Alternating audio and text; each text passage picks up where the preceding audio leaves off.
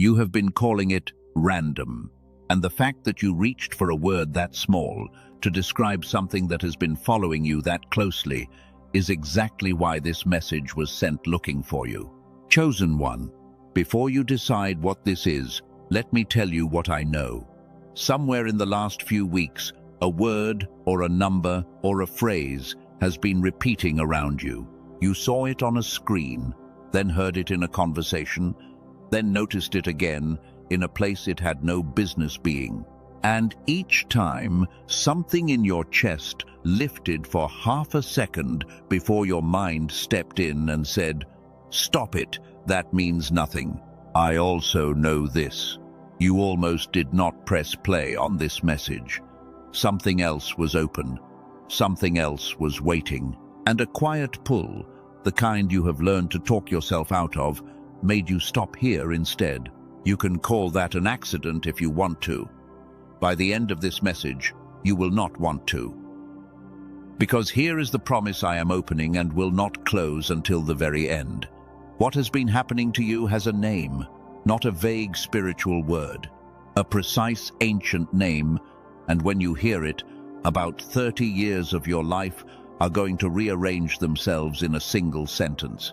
I will speak that name near the end of this message, and not before, because you need everything in between to be able to carry it. Before we go anywhere, let me put 3 things in your hands. By the end of this message, you will understand why the strange streak you have been living through is not chance but logistics, an actual delivery system with a route and a schedule and your name on the manifest. You will feel the weight of every moment you dismissed as meaningless lift off your shoulders, and I mean feel it, physically, in your body. And you will walk away with something to do, a simple daily practice that turns you from someone who occasionally notices signs into someone who reliably receives what is being sent. That is the contract. Understanding, release, and a tool. If any one of those 3 fails to arrive, you will know this message was not for you. But it will arrive, all of it. Because this was not published into the void, it was routed. Let me prove that quickly, because you have been promised things by voices like mine before, and I refuse to be another voice that promises and then stalls. So here is a small piece of the truth right now, in the first few minutes, free and clear. There is a specific moment you know very well. It is the moment right after you notice a coincidence.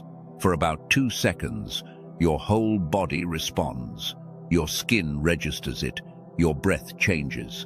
Some deep part of you says, "That was for me." And then, almost on a timer, a second voice arrives. It says, "Do not be silly." It says, "Everyone sees repeated numbers."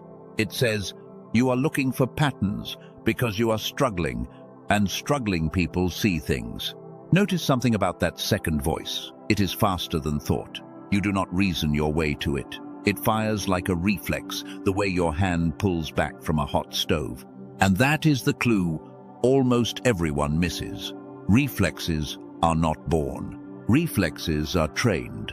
Somewhere along the line, something trained your mind to slap meaning out of your own hands the instant you pick it up. I am not going to explain the whole mechanism yet. It has a name, and we will take it apart piece by piece in a few minutes, because once you see how it was built, it comes apart. For now, I only want you to hold this one small relief. The problem was never that you see meaning where there is none. The problem is that you were trained to deny meaning where there is plenty. Those are 2 very different diagnoses, and the second one is curable. If that already loosens something in your chest, I want you to do one thing before we go deeper. Below this message, there is a place for your words. Write this phrase there. This was routed to me. 5 words. Not for me, not for anyone watching, for you. There is something that happens in a person the moment they stop being an audience and become a witness. Write it, and you will feel the difference before you finish typing. This was routed to me. And now let us begin properly, because I need to show you who this message is actually addressed to. Not to a demographic, not to everyone who wanders past. To a specific kind of person carrying a specific set of marks, as I describe them. Do not force anything. Just notice how many of them you are already carrying. There is a reason the address matters. A delivery system does not scatter packages from the sky and hope. It confirms the recipient. So, before this message hands you anything heavy, it needs you to recognize yourself honestly, without flattery and without false modesty. What follows are 5 marks. In years of watching how God moves people into position, I have learned that those being rooted toward an appointment carry most of these 5, and they almost never realize the marks are related. The first mark is the echo. Words, numbers, names, songs, repeating in clusters too tight to feel normal. Maybe for you it is a time on the clock that keeps finding you. Maybe it is a name of a city, a stranger mentioning the exact book you were reading, a phrase from your childhood surfacing 3 times in 1 week from 3 unconnected mouths. The echo is not decoration. In any routing system, a repeated signal means one thing. The sender is confirming the line is open. The second mark is the wrong turn that was not wrong. Think back over this last season. A plan that collapsed at the last minute. A door that should have opened easily and inexplicably stayed shut. A delay that infuriated you. A detour that cost you time and pride. And then, later, quietly, you noticed the detour had placed you somewhere, or kept you from something, or introduced you to someone. You noticed it, and then you filed it away, because what do you even do with that? The third mark is in your body. There are moments when a sentence, a face, a doorway, a song lands on you with a weight it should not have. A stranger says something ordinary, and your eyes sting. You drive past a place and your chest tightens like it knows something you do not. Your body has been treating certain ordinary moments as important for years. You have been overruling it for years. One of you is wrong, and I want to suggest, gently, that it is not your body. The fourth mark is the ache of almost. You carry a persistent, low-grade sense that something is close, not arrived, close, like a phone ringing in another room, like a name on the tip of the tongue. People around you seem to live without this feeling, and honestly, sometimes you envy them, because the ache of almost is exhausting. It would be easier to feel nothing. You have never once managed to feel nothing. And the fifth mark, chosen one, is the simplest and the strangest. You are still here, several minutes into a message that 1,000 other people closed in the first 30 seconds. Something in you is leaning toward this screen the way a plant leans toward a window. That lean is not a personality quirk. In everything that follows, I am going to treat that lean as what it actually is. A receiver, still powered on. After all these years, still listening. If you found yourself in 3 or more of those 5 marks, then what I am about to say next is not theater. It is the reason this message exists. And I want to say it carefully, because in a moment I am going to step aside and let a different voice speak, the way a courier steps aside once the letter is in your hands. Everything I have studied, everything I have watched happen in the lives of people carrying those marks, tells me that when the Father speaks to a person in this exact season, the season of echoes and detours, and the ache of almost, the message sounds something like this.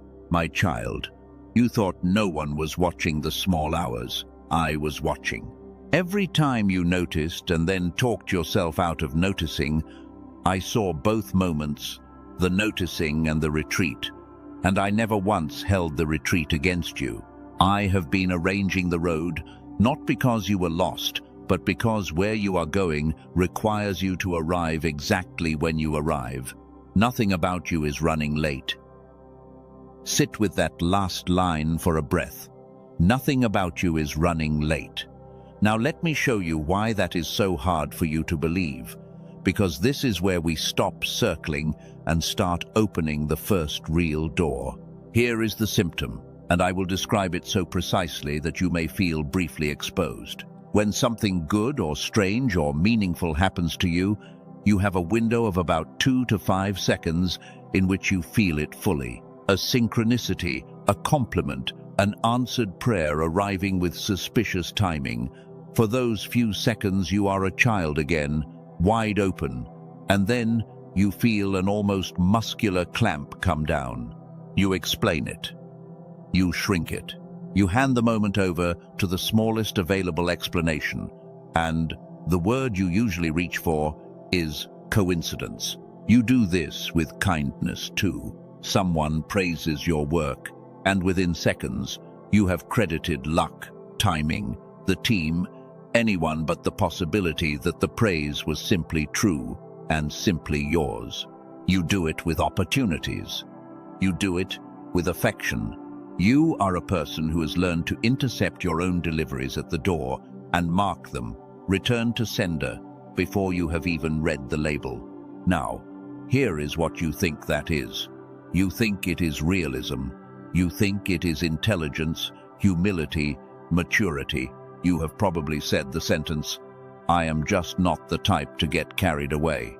And the people around you have rewarded that sentence because a person with low expectations is a comfortable person to be around. Nobody has to manage your hope. But that explanation is false, and some hidden part of you has always suspected it was false. Because realism does not fire in 2 seconds like a slammed door. Realism weighs things. What you have is not a weighing instrument, it is a guillotine.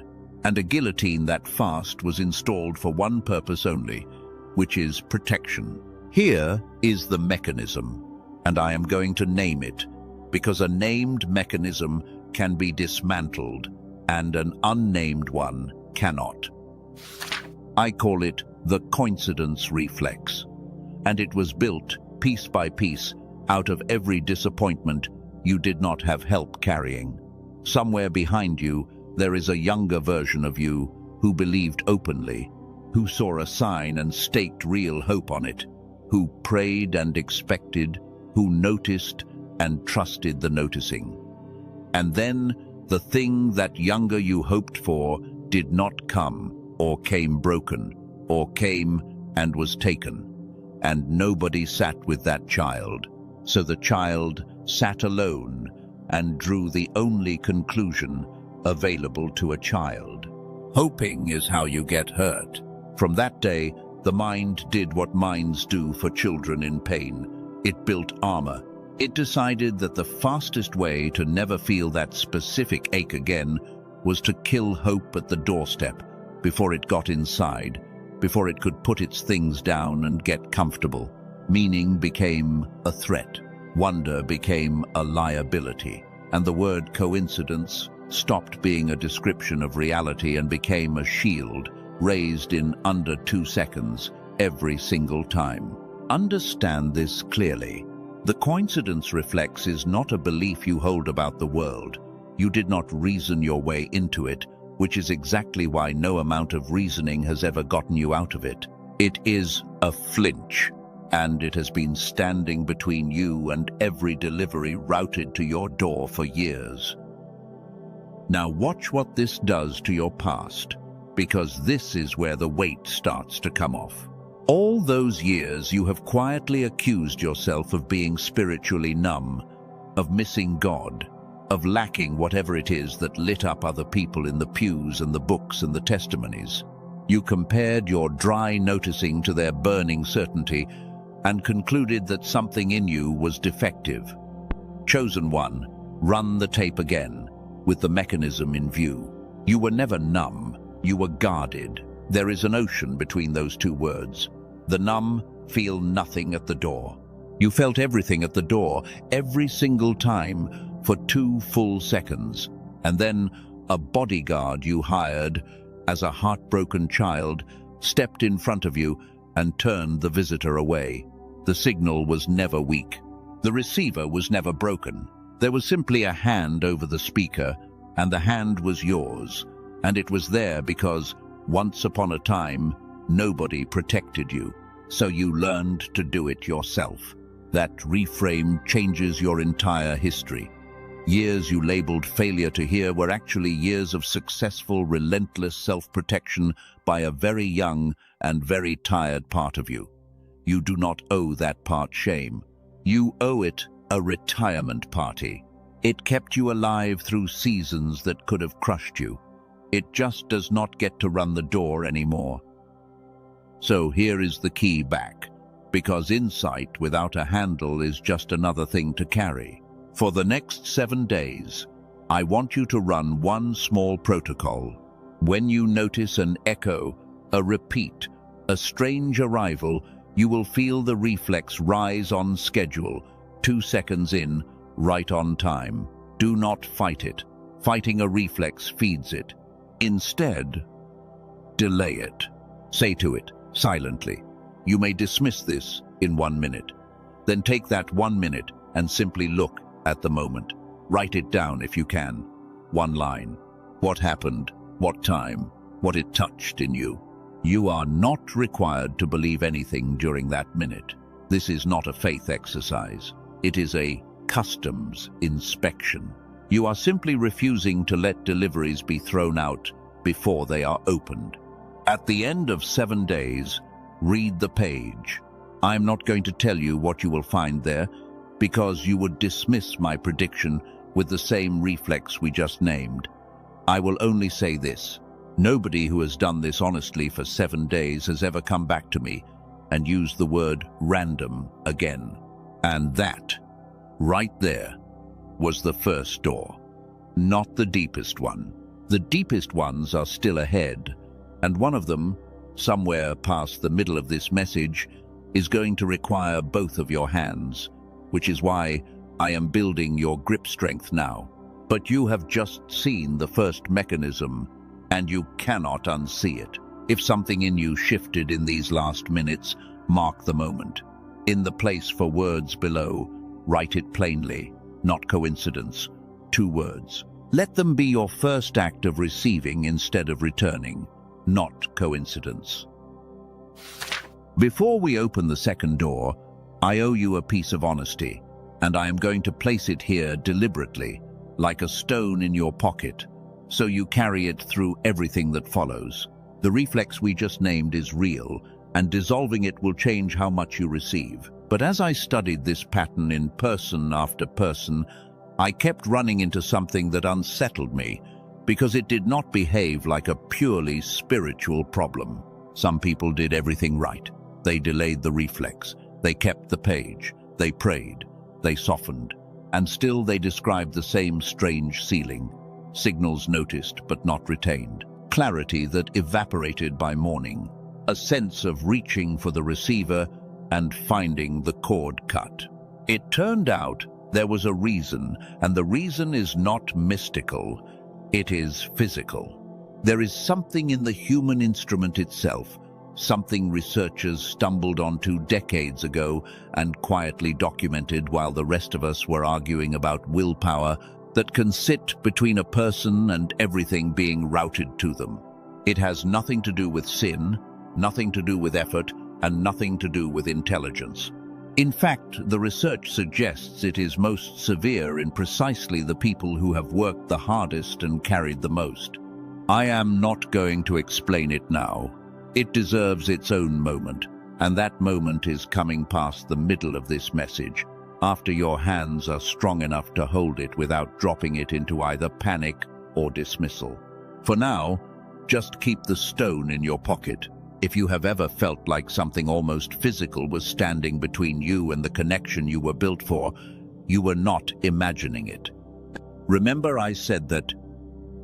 Now, the second door, and to open it, I want to take you to a desert road, because there is a story in the book of Acts that is usually told as a story about one man being helped, when it is actually the clearest surviving blueprint of how the delivery system works.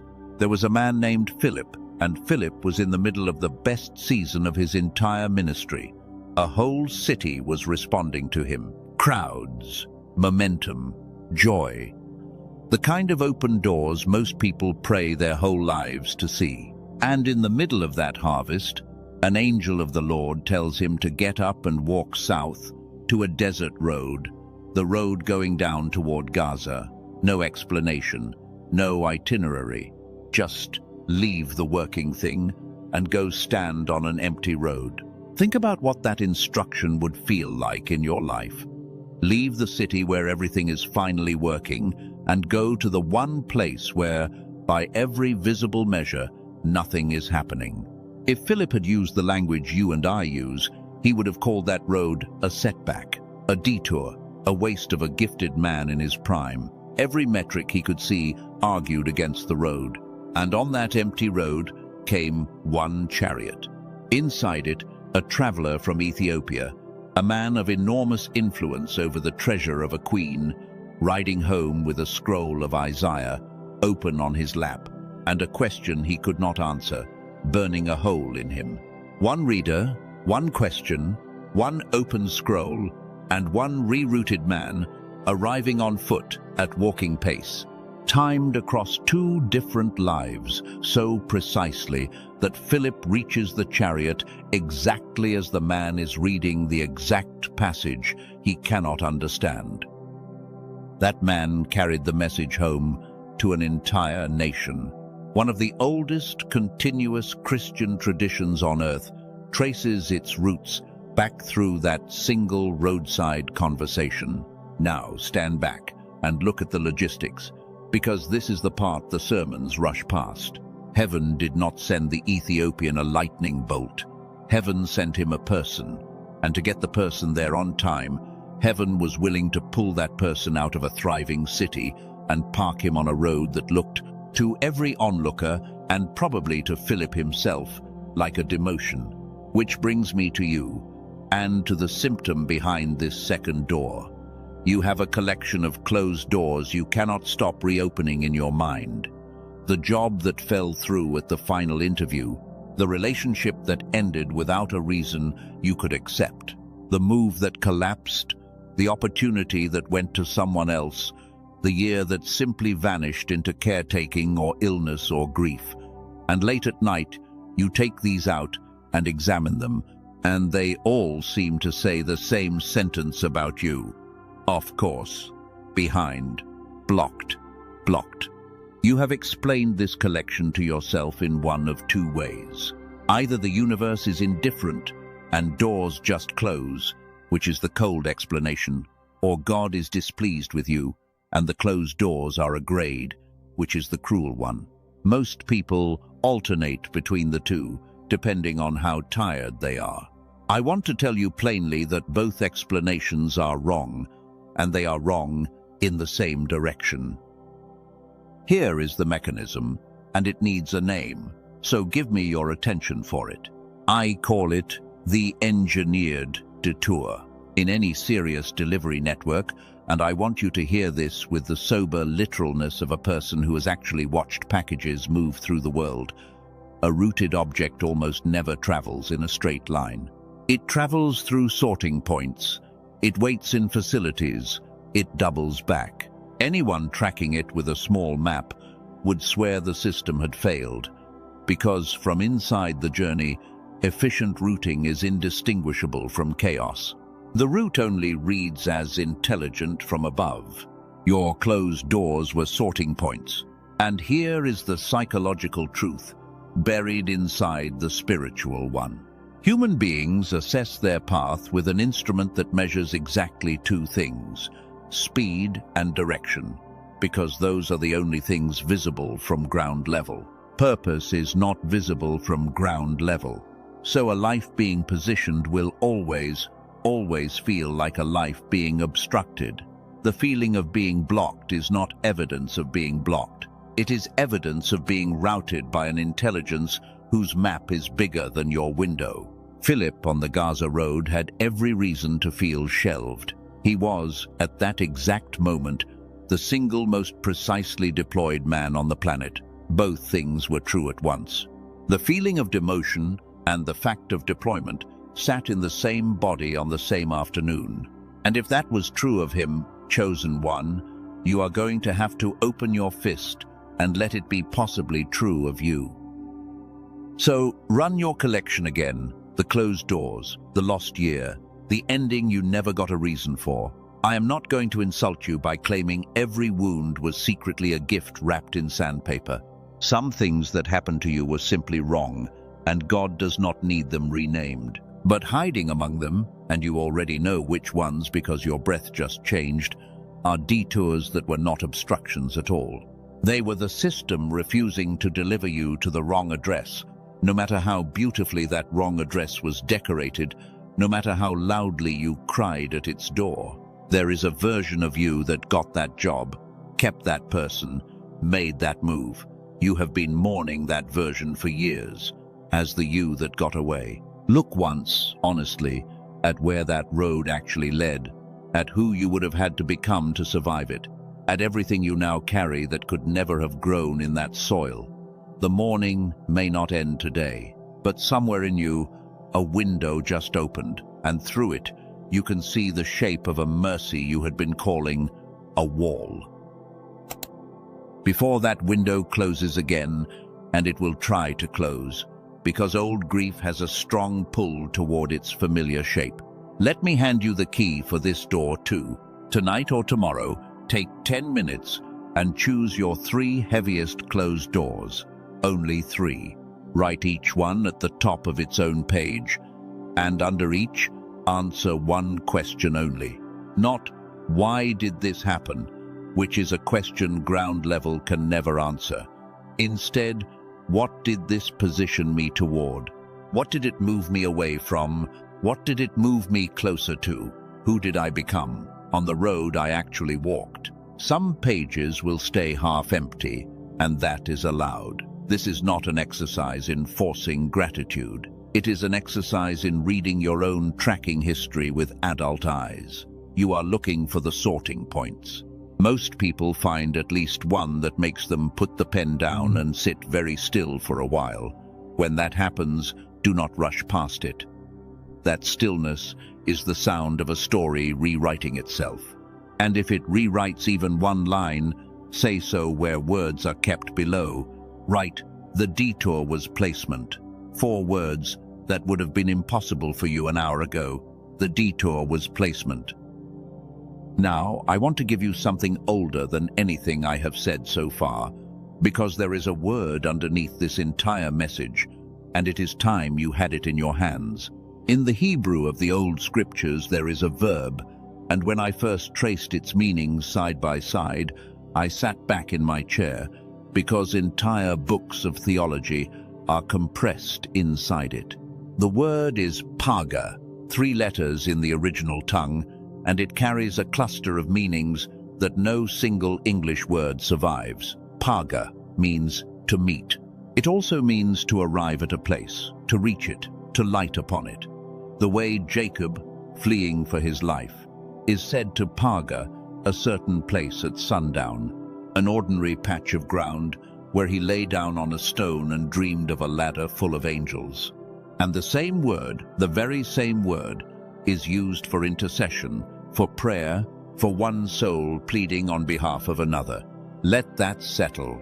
In the deep grammar of Scripture, the language chose one single verb for 3 things you have always kept in separate rooms: meeting someone, arriving somewhere, and someone praying for you. As if the ancient writers understood something we forgot, that an encounter, a location, and an intercession are one event seen from 3 angles.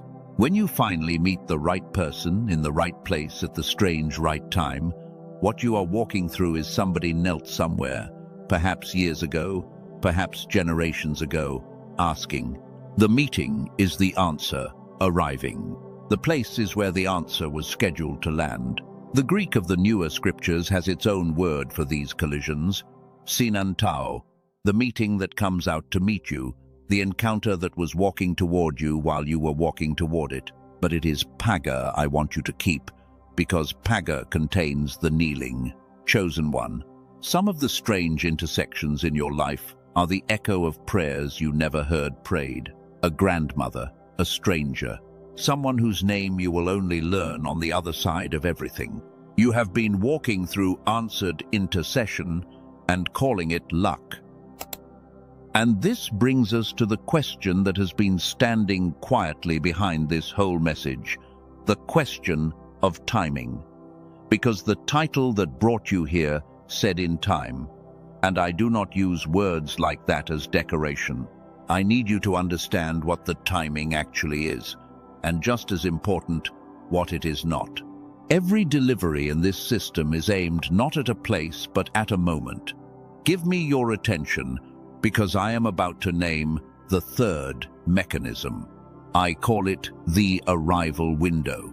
Here is the plainest way I can put it. Certain messages can only do their work inside a specific stretch of a life, the way seed can only do its work inside a specific stretch of the season. The seed is not urgent because the farmer is anxious. It is urgent because soil does not stay open. Fields firm up. Rains move on. The same handful of seed that would have fed a family in April is just expensive bird food in August. Now hear what I am not saying, because fear merchants have abused this idea for centuries, and I refuse to join them. I am not telling you that some disaster is scheduled for Thursday and this message is your only exit. Nobody knows dates, and anyone who claims to is selling something other than truth. The arrival window is not about doom arriving from outside. It is about something far quieter and far more real. It is about doors inside your own life that are currently open and will not remain open by default, not because God slams them, but because untended things close. That is not a threat. That is just what neglect does. You already know your doors. There is a capacity in you that still stirs when you brush against it, and every year it stirs a little less loudly. There is a relationship still soft enough to repair and calcifying slowly. There is a direction your life could still take with a single sustained decision, and a version of you getting quietly older inside the waiting. None of these have deadlines printed on them. All of them have seasons. And something upstream of you, knowing your seasons better than you know them, looked at one particular window and routed a message to arrive inside it, not after it. That is why you are here today, and not last year, and not next year. The message was not early, because you were not ready, and everything you have lived through since has been part of making you ready. And it was not allowed to be late. You found this in time because in time was the entire specification of the delivery. I want to pause on how it actually arrived, because the arrival window explains the timing, but the mechanics of your last few weeks explain the method. And once you see the method, you will never experience your ordinary days the same way again.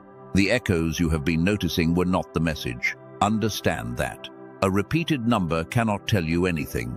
It has no content. The echoes were the routing marks, the way a package picks up scans as it moves through the system. Each strange repeat, each too precise timing, each moment your skin prickled at an ordinary thing was a scan, something moving closer. The system confirming again and again that the line to you was still open, that the address was still live, that the recipient had not moved. And the strange pull that made you stop on this message, out of everything competing for you today, that was the final scan, out for delivery. So the question in the air now, the only question that matters for the rest of our time together, is the one every delivery ends with. The package made it to the door. It always does. The system is flawless on its end. Whether the door opens, chosen one, has only ever depended on one variable, and that variable has a story, and the story has a well in it, and a young woman carrying a jar, and it is where we go next.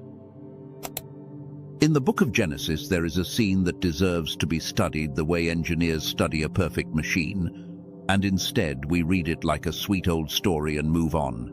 An aging servant has been sent hundreds of miles to find a wife for Isaac, the son of the promise. He has no name to look for, no address, no description. The entire assignment rests on a meeting he has no way to arrange. So the servant does the only thing a man can do at the far edge of his own competence. He stops at a well outside the city of Nahor at evening, the hour when women come out to draw water, and he prays. And his prayer is strangely precise. "Let the young woman to whom I say, 'Please let down your jar that I may drink,' and who answers, 'Drink, and I will water your camels also,' let her be the one." He is not asking for a sign in the sky. He is asking for a specific sentence from a specific stranger. And the text records one of the quietest thunderclaps in all of Scripture. Before he had finished speaking, Rebekah came out with her jar on her shoulder. Before he had finished speaking, her feet had been moving toward that well, while the words were still forming in him, which means her timing was set in motion before the request was even complete, by a scheduler who had heard the end of the prayer from before its beginning. Now watch Rebekah, because everything I have told you about the delivery system converges on what this young woman does next, and on what she could have done instead. A dusty foreign stranger asks her for a drink. Here is the moment. Nothing about it glows. No angel stands behind him pointing. It is the most ordinary interruption imaginable, an old man and a request at the end of a long day, in the middle of her chores. And Rebekah says, yes. Then she goes beyond the yes, draws water for 10 camels, which is hundreds of gallons hauled jar by hand at the end of a working day. A staggering act of unrequired generosity toward a man she has never met. Because she said yes to an ordinary moment, she walked out of that chapter into the central bloodline of history. But be very clear about the physics of it. The appointment was flawless, and the appointment alone decided nothing. Rebekah could have said no. She could have kept walking, tired, guarded, sensible. The well was the delivery. Her yes was the door opening. Heaven arranged the meeting, and a 19-year-old with a jar still held the deciding vote. And that is the variable I told you about. So let us talk about you, and about a symptom so common in people like you that I can describe it blind. When something good approaches you, you negotiate it downward before it reaches you. Someone offers help and you say, "No, I am fine," before you have even checked whether you are fine. A compliment lands and you deflect it in under a breath. A door opens easily and the ease itself makes you suspicious, because you have decided somewhere deep that anything real must be paid for in struggle, and anything free is either a trick or a mistake soon to be corrected. You have prayed for rain for years, and when it rains, you run for an umbrella. You call this humility. You may even call it discernment. But watch the pattern with clear eyes and you will see it has nothing to do with either, because humility receives with gratitude and discernment examines before deciding. What you do is refuse before examining. That is not a virtue. That is a wound wearing the uniform of a virtue. Here is the mechanism, and I want to name it while your hands are still warm, from Rebekah at the well. I call it the unclaimed delivery. Somewhere along your road, you absorbed a rule that was never true. The rule that says everything must be earned or it does not belong to you. Perhaps love in your childhood home had conditions attached, and you learned that unearned things get taken back, along with a penalty for having enjoyed them. So your soul built a policy: accept nothing you cannot prove you paid for. It felt like safety. It functioned as a return to sender stamp pressed onto every gift that ever tried to reach you. And here is the cruelest twist of the whole design. The system I have been describing all through this message runs entirely on grace. Deliveries in this network are never invoices. They are gifts routed to you, not because your performance earned them, but because the sender knows the assignment ahead of you requires them. Which means a soul that only accepts what it has earned is a soul that has accidentally locked itself out of the entire delivery network. Not because heaven stopped sending, because the recipient keeps signing the refusal slip and calling it character.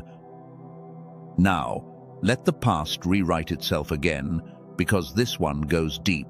Think of everything that has approached you and been waved off, the help you declined while drowning, the affection you deflected while starving for it, the openings you did not walk through because you had not suffered enough for them yet to feel entitled. Chosen one, you have spent years believing you were passed over, that the deliveries went to other doors, that heaven had a list and your name kept slipping off it.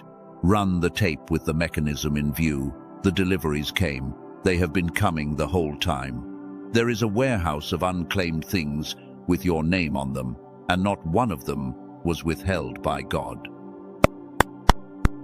They were declined at the door by a doorkeeper you appointed when you were too young to know better, enforcing a rule you never consciously agreed to. You were never passed over. You were overprotected by you. I know that lands with grief in it. Let the grief come, but do not let it curdle into new shame, because, hear me, the doorkeeper was doing its best with the training it had, and no delivery in this network truly expires while the recipient still breathes. Some are simply resent again and again with a patience that should frighten and comfort you in equal measure. One of them is being resent right now. You are listening to it. So here is the key for this door, and it is almost embarrassingly small, which is how you know it is real. For the next week, you will practice the Rebecca protocol. It has one rule. When something good approaches, a kindness, an offer, a compliment, an ease, you are not allowed to refuse it in the first breath. You may still examine it. You may still decline it after honest examination. But the reflexive no in the first breath is suspended. In its place, you will put one word, the oldest receiving word there is. Thank you. Say thank you first, and let the examination come second. That tiny reversal of order, receive then weigh, instead of reject then wonder, retrains the doorkeeper faster than any amount of insight. Rebecca did not hold a committee meeting at the well. She said yes to a cup of water, and the yes turned out to have a kingdom folded inside it. Yours will be smaller at first, a held door, an offered hand. Practice on the small ones. The large ones are watching how you handle the small ones. And there is a postscript to the well, 1 generation long, and it may be the most important postscript in this entire message, because it answers the question you are quietly asking yourself right now. If deliveries have been arriving my whole life, how did I never once catch the system in the act? The yes that Rebecca spoke at the well became a marriage, and the marriage became a son, and the son was Jacob. And years later we find Jacob running for his life across open country, alone, disgraced, carrying nothing but the consequences of his own choices. The text says he reached a certain place at sundown, and the Hebrew there is our word, PAGA. He lighted upon the place, collided with it, the way you collide with a rest stop when the sun gives out. To Jacob, it was nowhere, a patch of dirt between the life he had wrecked and a future he could not picture. He took a stone for a pillow, which tells you everything about how that night felt, and he slept. And the ground he was sleeping on opened upward.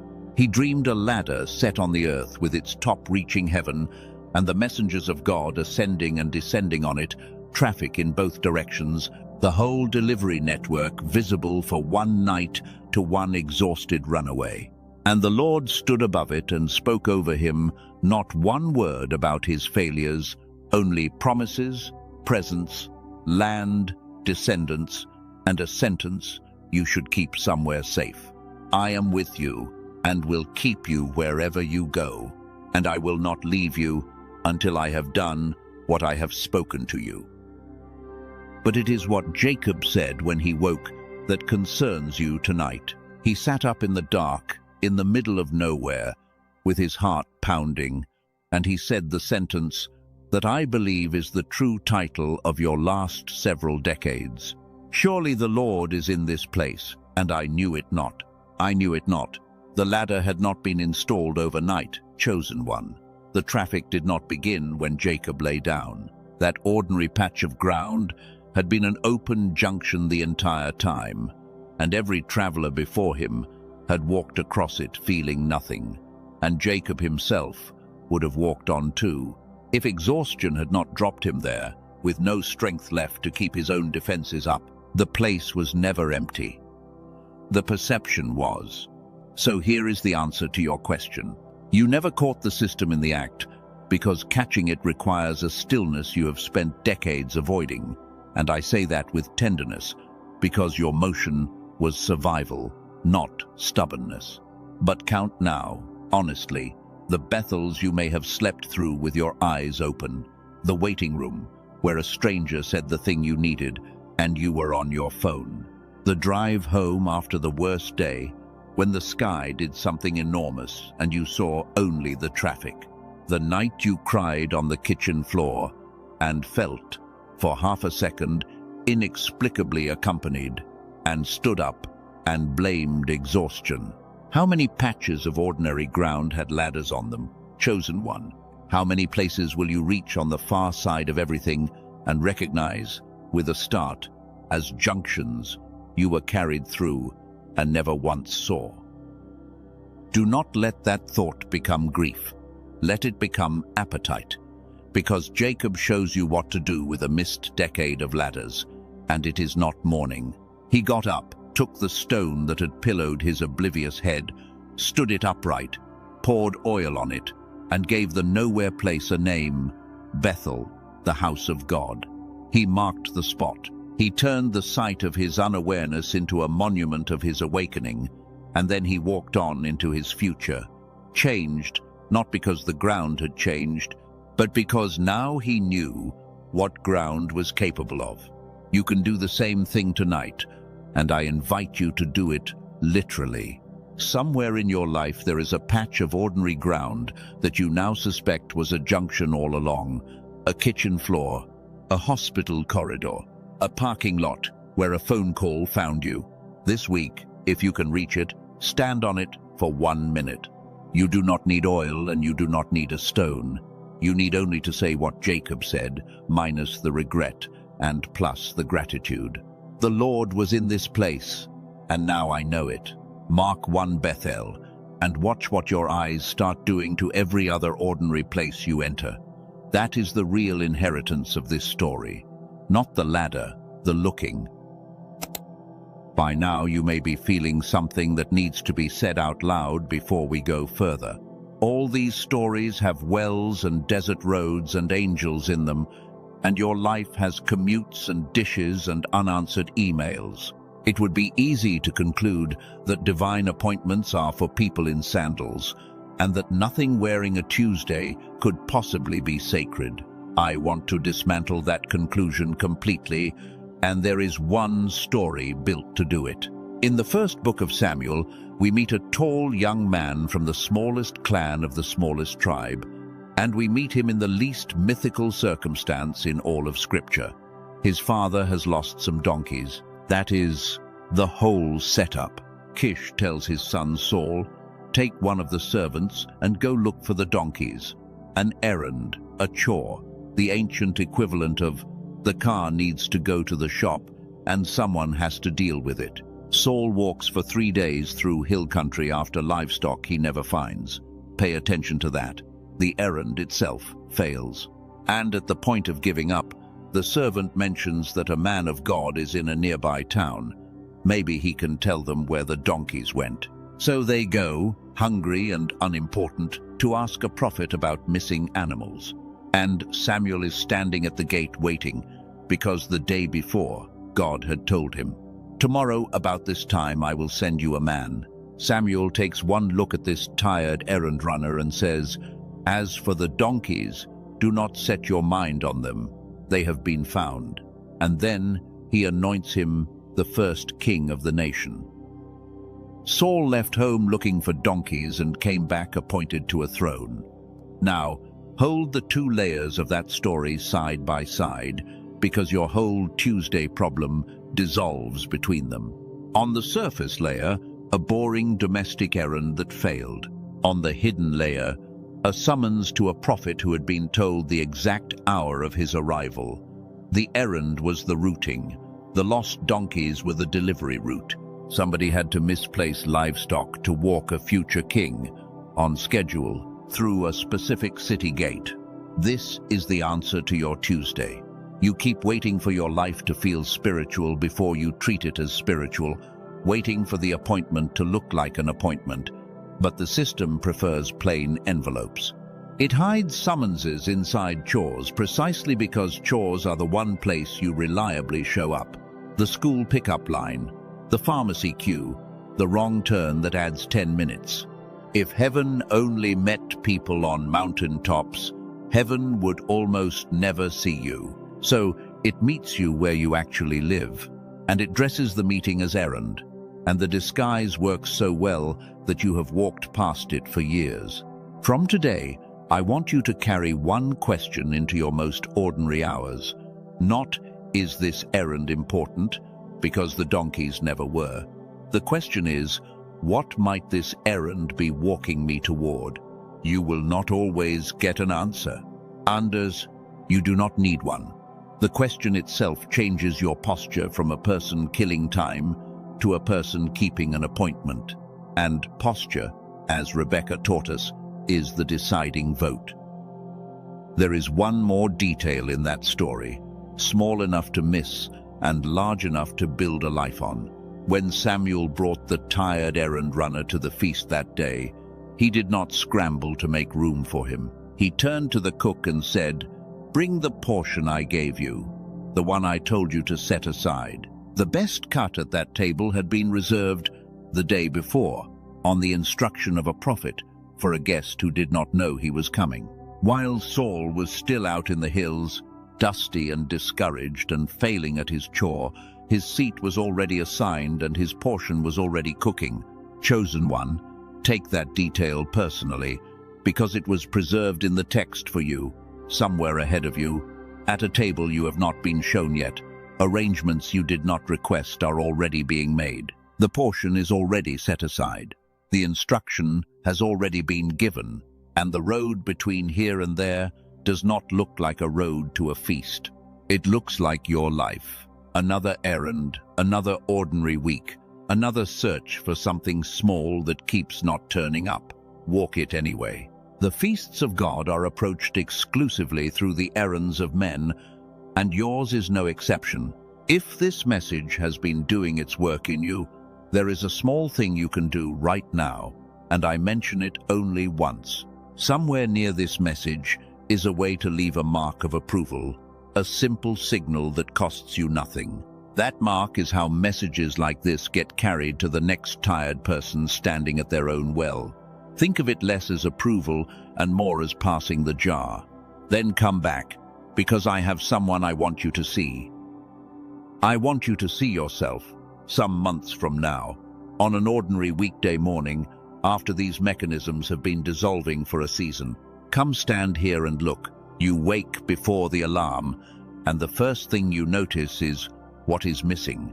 The old grey static of what is the point is simply not in the room. You make coffee and your phone shows you a name, some small echo, the kind of repeat that used to trigger the 2-second clamp, and you feel the difference like warm water, no clamp, just a quiet, amused. There you are. You write it in a worn notebook that now has months of entries, and some of the entries have lines drawn between them, because you have started to see the roots. At work, a door opens that you did not force. The old you would have negotiated it downward within one breath, would have found the reason it was probably a mistake. You hear yourself say thank you instead, and you watch your own hands accept the thing and there is a strange dignity in it, like a person finally using the good dishes. That evening, someone who loves you says, "You seem different lately, calmer," and they cannot name it, and you do not try to. Because how do you explain that you stopped intercepting your own deliveries? And here is the deepest change, the one nobody sees. The ache of almost, the phone ringing in the other room your whole life, has changed its sound. It did not go away. It turned toward you, because you finally understand it was never taunting you. It was tracking you. It was the sound of things en route. You live now the way a person lives who is expecting something good and chosen one. That single expectation rearranges a face, a posture, a marriage, a decade. That person is not a fantasy. That person is you minus 3 mechanisms, and you now hold the schematics for all 3. Which is why what the Father would say to you in this exact moment matters so much. And I will let it be said plainly, the way it has been pressing on me this whole hour. My child, you have asked me for years to speak louder, and I have been answering in the language of arranged moments, because thunder makes servants, but appointments make sons and daughters. I did not hide from you. I hid things for you, the way treasure is hidden, to make the finding sweet. From here on, when the small, strange things happen, do not ask, "Is this real?" Ask, "What are you saying?" and stay long enough to hear. I am not behind you, driving. I am ahead of you, arranging. Stay with the weight of that for a moment. I am ahead of you, arranging. Every mile of road between here and everything you are afraid you will never reach has already been driven by the one who is arranging it. The rest of this message is about what has been interfering with your reception, even on your best days. And I told you earlier, it was not spiritual, and I meant it. But before we cross into that territory, mark this mile. In the words below, write, "I am paying attention now." 5 words. 1. And heaven loves a witness. I am paying attention now. Now, there is a voice in some of you that has been getting louder for the last several minutes, and I want to turn and face it directly because it is an honest voice and it deserves an honest answer. The voice says something like this: "All of this is comforting, but is it not just pattern-seeking? The mind finds faces in clouds. If you prime a person to look for repeats and roots, of course they will find them. How is any of this different from wishful thinking with a delivery uniform on? If that voice is in you, I want you to know I respect it. That voice has protected you from 100 manipulators, and I have no interest in disarming it. I only want to point out 3 things it may not have considered. First, notice that the skeptical explanation and the one I am offering both agree on the data. Neither of us disputes that the echoes happen, that the detours later prove strangely useful, that the timing of certain arrivals defies comfortable odds. The dispute is only over authorship. And here is what is interesting. The pure chance explanation requires you to believe that meaninglessness routinely produces the precise appearance of meaning, aimed at your exact wounds, timed to your exact seasons, and that it does this for millions of people across every culture and century that kept records. At some point, the coincidence explanation starts requiring more faith than the delivery explanation. Second, look at the fruit test, because it is the oldest and still the sharpest instrument. Delusions consistently shrink the people who hold them. They isolate, they inflate, they collapse under contact with reality. Now look at what actually happens to people who begin living as if their moments are appointments. They become more present, not less. Kinder, not stranger. They show up differently for their families. They take their work more seriously. They waste less of their one life on resentment. A framework should be judged by what it builds in a person, and this one has been building sturdy human beings for a very long time. And third, gently, Examine the alternative you have been living. You have run the experiment of treating everything as random for years now. You have the results in hand. The flatness, the ache, the sense of walking through a world with the sound turned off. I am not asking you to abandon rigor. I am asking you to run the other experiment with equal rigor. 7 days of the notebook, 7 days of thank you first, and let the results argue for themselves. A skeptic who will not test both hypotheses is not a skeptic. He is a believer in the null who never audits his own faith. But now I owe you the opposite warning, and this part matters just as much, because a person who swings from dismissing every sign to obeying every impulse has not been healed. He has just changed fevers. Not everything that flutters is a delivery. Anxiety can dress itself as urgency from heaven. Ego can dress itself as calling. Grief can make any song on the radio feel like a telegram. So how do you tell a rooted sign from noise, a true appointment from a mood? Let me give you the 3 tests I trust, the ones that have never failed me. The first test is persistence. Noise is loud and brief. Rooted things repeat, patiently, across time and across channels. Anxiety screams for an hour and vanishes. An appointment taps on the same window for weeks, through a verse, then a stranger, then a sleepless thought, then this message, until the repeats form a line too straight to ignore. If something has only knocked once, you may simply wait. What is sent for you will knock again. The sender is not fragile. The second test is direction. Ask of any sign, where does obeying it actually lead? Deliveries from above consistently route you toward responsibility, toward repair, toward courage that costs you comfort. Counterfeits route you toward escape, toward shortcuts, toward abandoning posts you are still assigned to. If a sign is giving you permission to flee something hard that you already know is yours to face, be very suspicious of its postmark. The system I have described does not send exit passes from character. It sends equipment for the assignment. And the third test is the peace beneath. Not excitement, notice, and not comfort either. Peace. A true appointment can terrify the surface of you and still leave the deepest floor of you strangely settled. The way Rebecca could haul water for a stranger with steady hands, the way Philip could walk away from a revival without panic. Counterfeit urgency is the exact inverse. It thrills the surface and churns the depths. Learn to check the floor and not the weather. The floor does not lie. Persistence, direction, and the peace beneath. Write those 3 somewhere you will see them, because the season you are entering, and I choose those words deliberately, is going to bring you more signal than you have had in years. And discernment is the difference between a receiver and a weather vane. You are not being trained to chase everything that moves. You are being trained to recognize what has your name on it, and to let everything else pass without grief.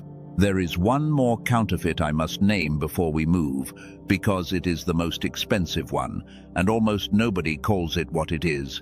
It is the deliveries addressed to other people. You know this one intimately. It is the hours spent watching doors open for others, the friend whose timing always seems anointed, the stranger online living the exact life you asked for, down to the details. Every hour spent staring at their doorstep is an hour your own porch went unwatched.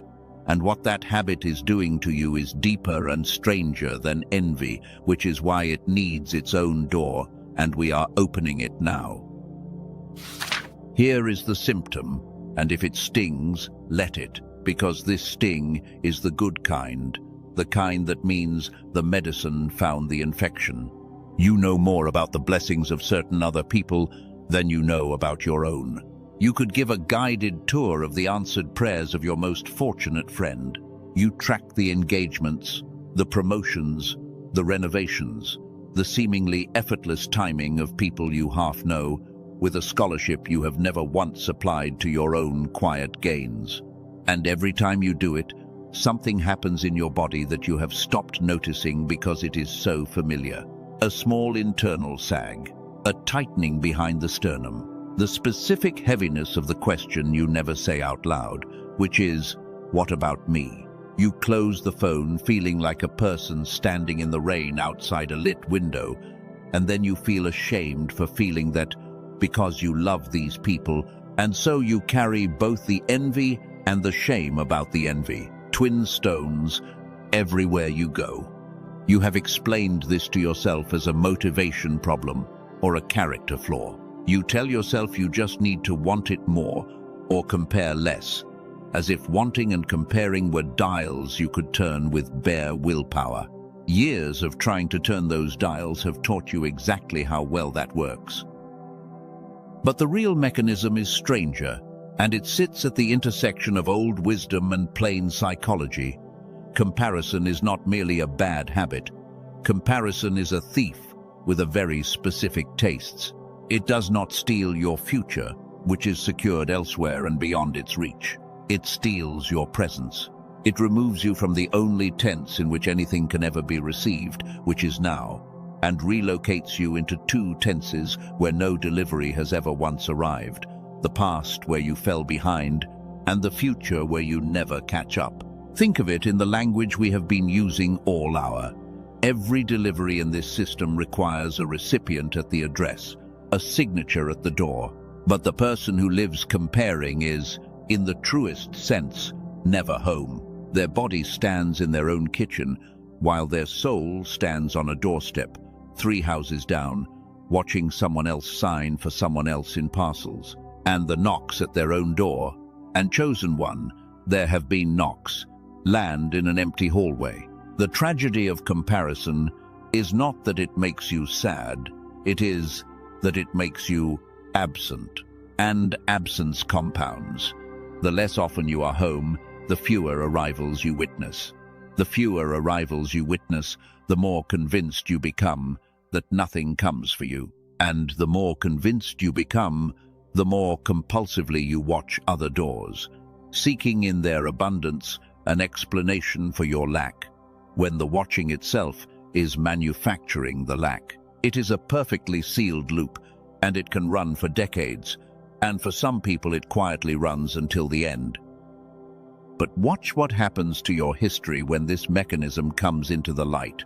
All those seasons you concluded you were forgotten, passed over, unlisted. Now ask the honest question. Were the deliveries absent? Or were you? Go back to any stretch of your life you remember as barren, and look at it again, not for what failed to arrive, but for what arrived unwitnessed. The friendship that formed in that era that you now cannot imagine life without. The skill that grew. The disaster that quietly missed you, which no one ever counts. The barren years were not barren. They were unattended. That is not an accusation. It is an acquittal, because it means the flow toward you never stopped. And it comes with the single most liberating corollary of this entire message. Other people receiving is evidence the system works, not evidence it skipped you. When you see a door open for someone else, you are watching the same network that carries your name prove that it delivers. The lit window across the street is not your rejection letter, it is your receipt in advance. So here is the practice for this door, and it is a redirection, not a suppression. You cannot simply stop noticing others, and you should not, because noticing is your gift bent out of shape. Instead, every time you catch yourself tracking a delivery to another door this week, you will complete the moment with 2 sentences. The first, said toward them, even silently, is, "I witness it, and I am glad it came." Blessing what you were about to envy breaks the loop at its hinge. And the second, said toward your own life, is, "And my name is on the same roster." Then, and this is the anchor, immediately notice one thing that has already arrived in your own house. 1. It can be small to the point of embarrassment. Coffee that is hot. A child asleep down the hall. Lungs that work without being asked. The size does not matter. because the practice is not gratitude accounting. It is signing for what came retroactively, so the system sees a recipient at the address again. If you want words for it below, write them. Eyes on my own door. 5 words that redirect a decade. Eyes on my own door. Now gather what you are holding, because you are carrying more than you realize, and I want you to feel the weight of it before I show you why the weight is about to matter enormously. You know the reflex that slaps meaning out of your hands and how to delay it. You know the detours were routing. You know the word PAGA, that meetings are answered into sessions. You know the window is real and open now. You know how to spot a counterfeit and how to come home from other doorsteps. Each of these is not just comfort, it is calibration. Every mechanism we have dissolved was a form of interference between you and what is being sent, and you have spent this hour, whether you noticed or not, being tuned. And that word tuned is the bridge to everything that remains, because you can tune an instrument perfectly and still get silence if something is wrong inside the instrument itself. I told you near the beginning that I kept finding a ceiling in devoted people, something physical, documented by researchers, sitting between them and their reception, immune to effort and unrelated to faith. You have been patient. We have arrived. What I am going to show you next is the reason this message had to reach you now, and not in some gentler, vaguer season. It concerns a theft, chosen one you have no memory of because of when it happened and what it took. Decades ago, researchers working with an American space agency needed a way to identify creative genius, not academic ability, but the living capacity to generate original solutions, to see what is not yet there, to connect things nobody thought to connect. They developed a test for it, and at some point, somebody had the strange idea of giving that test to small children. The results were so extreme that they assumed the test was broken. Among children of about 4 and 5 years old, 98% scored at the level the researchers classified as creative genius. 98%. Nearly every child who walked in the door. So they followed the same children and tested them again 5 years later, and the number had collapsed to around 30%. 5 years after that, it was near 12. And when the same instrument was given to adults, the number came back at around 2%, and other long-running studies watching adult populations found the fullest expression of that early capacity surviving in fewer than 1 person in 1,000. Sit with the shape of that curve, because it demolishes the story you have carried about yourself. Genius in humans is not rare. Genius is the factory setting. What is rare is keeping it, which means the question that has haunted you, the question of whether you have what other people have, has been upside down your entire life. You had it. It was measured in millions of children, exactly like you, at levels we call genius. The real question, the one almost nobody asks out loud, is, where did it go? To answer that, I need to tell you about a quiet man named Dr. Roger Sperry, a neuroscientist whose work earned the Nobel Prize in Medicine in 1981, and whose findings most people have somehow never heard, explained plainly. Sperry studied patients in whom the connection between the 2 halves of the brain had been surgically separated, and what he documented changed science forever. He proved that the 2 hemispheres are not redundant copies. They are 2 profoundly different modes of knowing, living in one skull. One side runs language, sequence, analysis, the accountant of you. The other runs image, pattern, intuition, wholeness, the artist and, I would argue, the receiver of you. And he demonstrated that these 2 sides can operate almost as separate minds when the traffic between them is cut. Here is why that matters to everything we have talked about today. The magic of a small child, the thing the tests were detecting, is not either hemisphere alone. It is the traffic. A 4-year-old moves between logic and image, between word and wonder, hundreds of times a minute across a bridge that is wide open. That is what full capacity feels like from inside. And if you reach back, you can almost remember it. Days that lasted years, questions that had no bottom, the absolute certainty that the world was speaking to you personally. It was not childish nonsense. It was the instrument, intact. Then the world got its hands on the instrument. And I want to be careful here, because no single villain did this, and your parents are not on trial, and neither is any one teacher. But look honestly at what the years do. Schooling that rewards one hemisphere and starves the other, that grades the accountant daily and sends the artist to sit in the hallway. Then survival, bills, deadlines, chronic stress, which floods the body with alarm chemistry, that narrows processing down to the analytical and the immediate, because a brain under threat cannot afford wonder. Then screens, then grief, then simple disuse, year over year over year. None of that ends the second mode of knowing. This is the finding I need you to hold with both hands. The capacity does not die. The bridge narrows.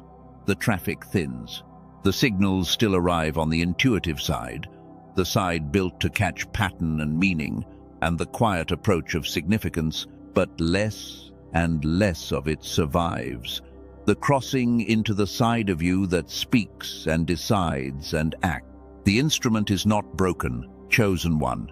It is dimmed, not dead.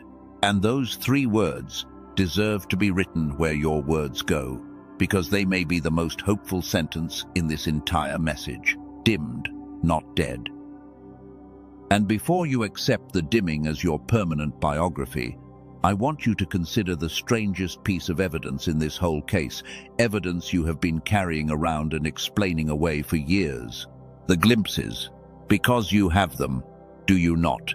Moments when the fog simply is not there. The second morning of a real vacation, when solutions to problems that had stumped you for months arrive unbidden while you watch the water.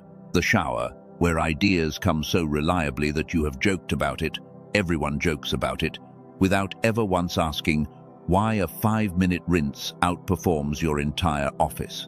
The long drive at night. The first minutes after waking, before the phone, when you sometimes surface holding the exact insight you begged for at midnight and could not reach. You have filed these as flukes, chosen one. They are not flukes. They are the instrument, briefly unclamped. Every one of those settings has one thing in common. The alarm chemistry of survival stands down, the analytical grip loosens, and for a few unguarded minutes, the traffic across the bridge surges back toward what it was when you were 4. The glimpses are not exceptions to who you are. They are previews of who you still are, underneath the interference, every single day, waiting for conditions that your ordinary life almost never grants. Hold on to that, because it changes the entire question. Not, can the capacity be built? It is there. You have seen it. The question is only, can the conditions be built on purpose, instead of waiting for vacations and showers to grant them by accident? Now connect this to everything you have felt, because it explains the exact texture of your struggle in a way nothing else ever has. The 2-second window before the reflex slams shut. Why is it 2 seconds?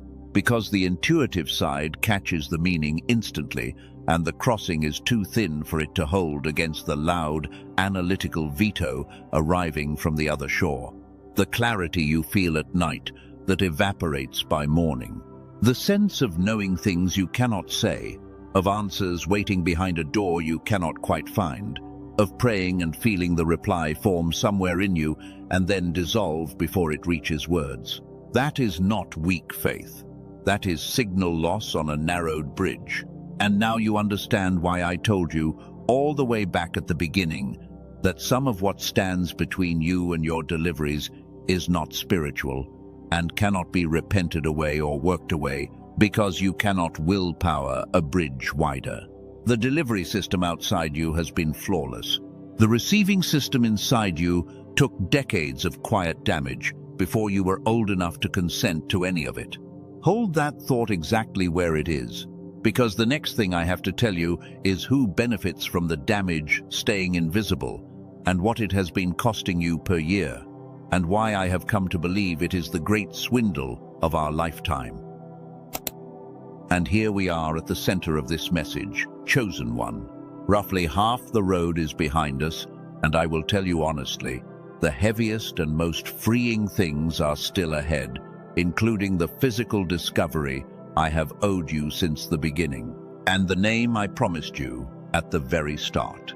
So stay with me now, because what I say in the next few minutes is the hinge the whole hour turns on. We have established that nearly every human being arrives with genius-level capacity to perceive, connect, create, and receive. We have established that in fewer than one adult in 1,000 does that capacity survive in its fullness. Now do what almost nobody does. Multiply. Spread that math across a town, a workforce, a generation, and look at the sheer scale of what has gone missing. Symphonies unwritten, cures undiscovered, businesses unfounded, prayers half-heard, marriages navigated at 1/10 of the wisdom available for them. An ocean of capacity issued at birth and quietly gone by adulthood. If a foreign power stole 1/10 of that from a nation, we would call it the crime of the century. Yet this happens to essentially everyone in plain sight, and nobody even files a report, because the theft is disguised as normal life. We named the losses maturity. We named them growing up, being realistic, settling down. The child who saw meaning everywhere was not corrected. We say, she just grew out of it. He did not lose anything. He just became practical. I want to say what I actually believe, plainly. I believe this is the great swindle of our lifetime, not taken by a villain with a face, but taken all the same, by systems that found a dimmed and compliant person more convenient than a lit one, and by decades that were simply too heavy to carry wonder through. Something that belonged to you at 4 years old, something measured and documented, was carried out of your house so slowly you never heard a floorboard creak. You are allowed to grieve that. For a moment, actually grieve it. The decades lived at partial signal, the versions of you that dimmed before they could speak. But do not build a home in the grief, because the scriptures contain a promise aimed with terrifying precision at exactly this wound, and it is time you heard it as a legal document instead of a greeting card. Through the prophet Joel, to a people who had watched years of harvest devoured by wave after wave of locusts, God speaks one of the strangest economic sentences in the ancient world. I will restore to you the years that the locust has eaten. Read it slowly. Not, I will comfort you about the years. Not, I will explain the years. Restore. The years themselves returned, as if time and capacity consumed by forces you did not invite and could not stop were being held somewhere in escrow, recoverable. And notice who ate the harvest in that story. Not the sins of the farmer, locusts, an impersonal swarm, a system, a weather of small devourers, no single one of which looked like an enemy. The farmer was not condemned for the empty barns, and neither are you. But here is the part that changes everything about how you hold the next hour of your life. A restoration like that is not delivered to a person who merely feels sad about the locusts. All through Scripture, restoration moves at the speed of the claim. It waits to be claimed out loud, on purpose, by someone who has decided the swindle is over. So make the shift with me right now. From mourner to claimant. A mourner asks, why did this happen to me? A claimant says, that was mine, it was taken, and I am here about the recovery. Feel the difference in your spine between those two postures. And if the claimant posture is the one you choose, then say so where words are kept, in 5 words. I claim my restored years, not as magic, as a filed intention, witnessed. I claim my restored years. Now, the promise I have made you twice and deferred twice, the physical discovery, the sealing that devotion alone could not break. It is time to close that loop, and I want you to notice, as I close it, that you already hold every piece of it in your hands. You have been holding them for 20 minutes without knowing it. Piece 1, the deliveries are real and constant. Piece 2, reception happens across a bridge between 2 modes of knowing. And that bridge is physical, actual tissue, actual traffic. Piece 3, the bridge narrows under schooling, stress and survival, and yours has been narrowing since childhood. Now assemble the pieces.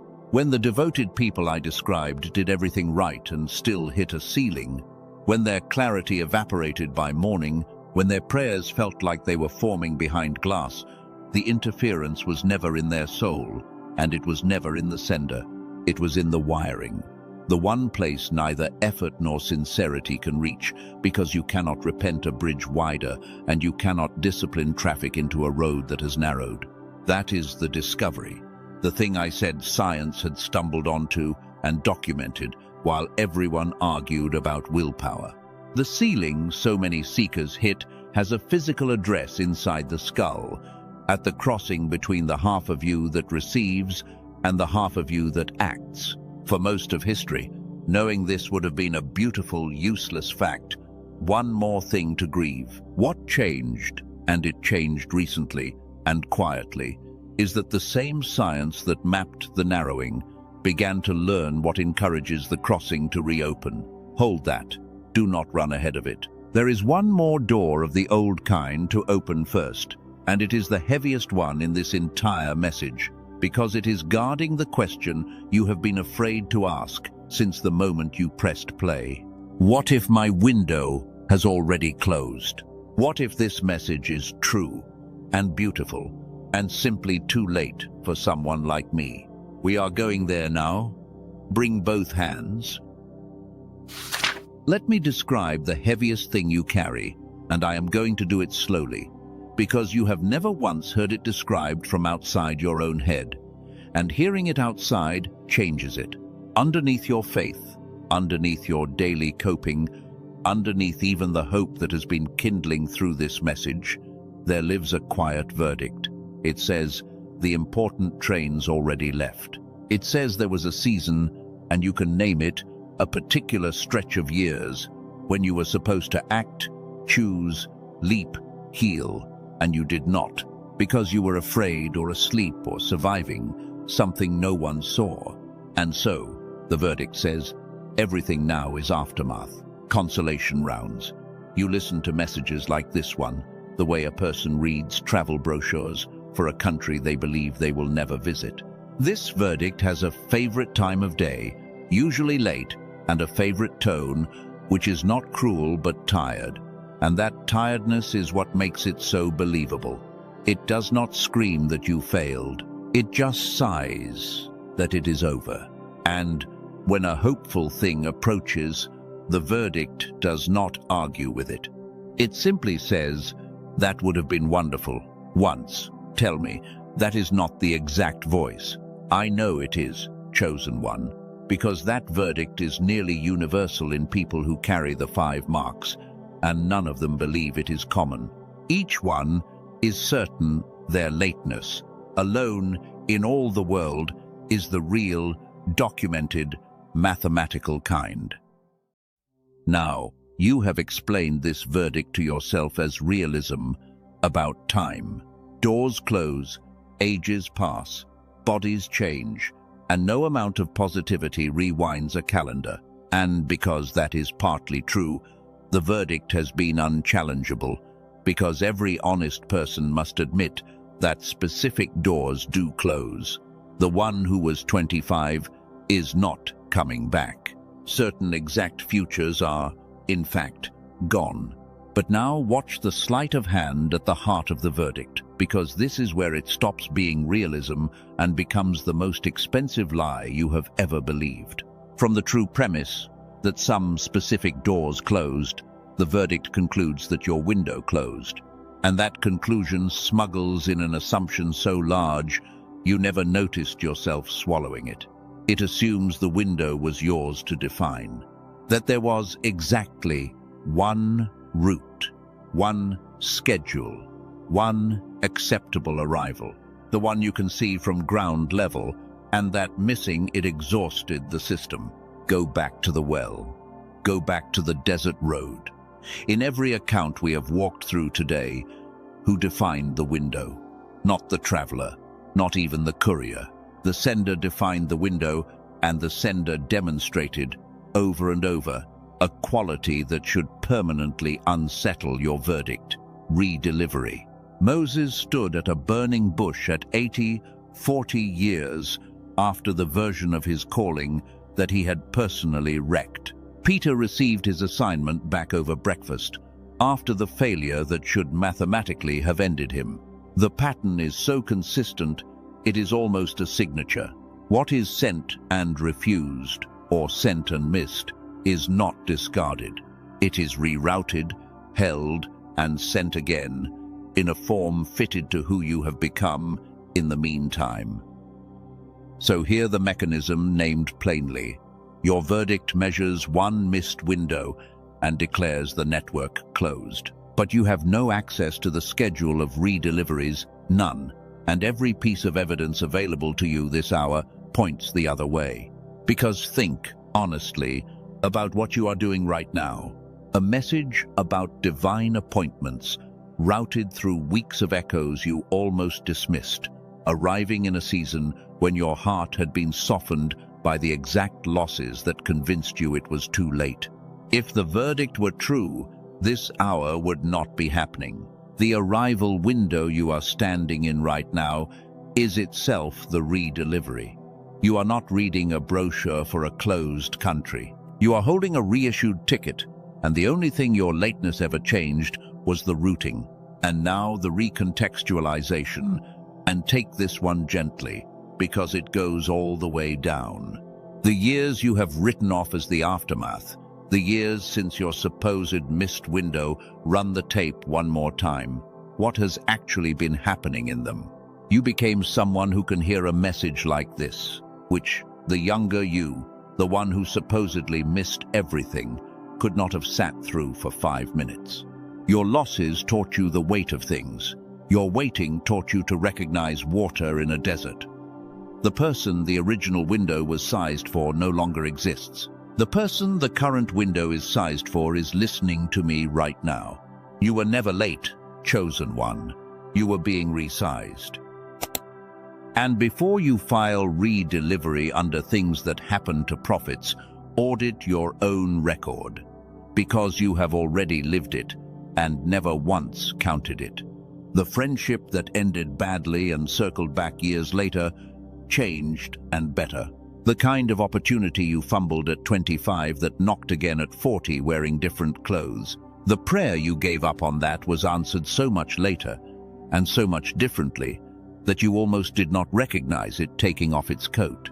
Your own history is stamped with second sendings, chosen one. You called them flukes, lucky breaks, small mercies. Line them up now and read the pattern. A system that has already resent to you, repeatedly, documented in your own memory, is not a system that writes people off. It is a system with your permanent designation on file, and tonight is simply the largest redelivery it has attempted so far. So here is what you do with the verdict, tonight, when it comes with its tired voice.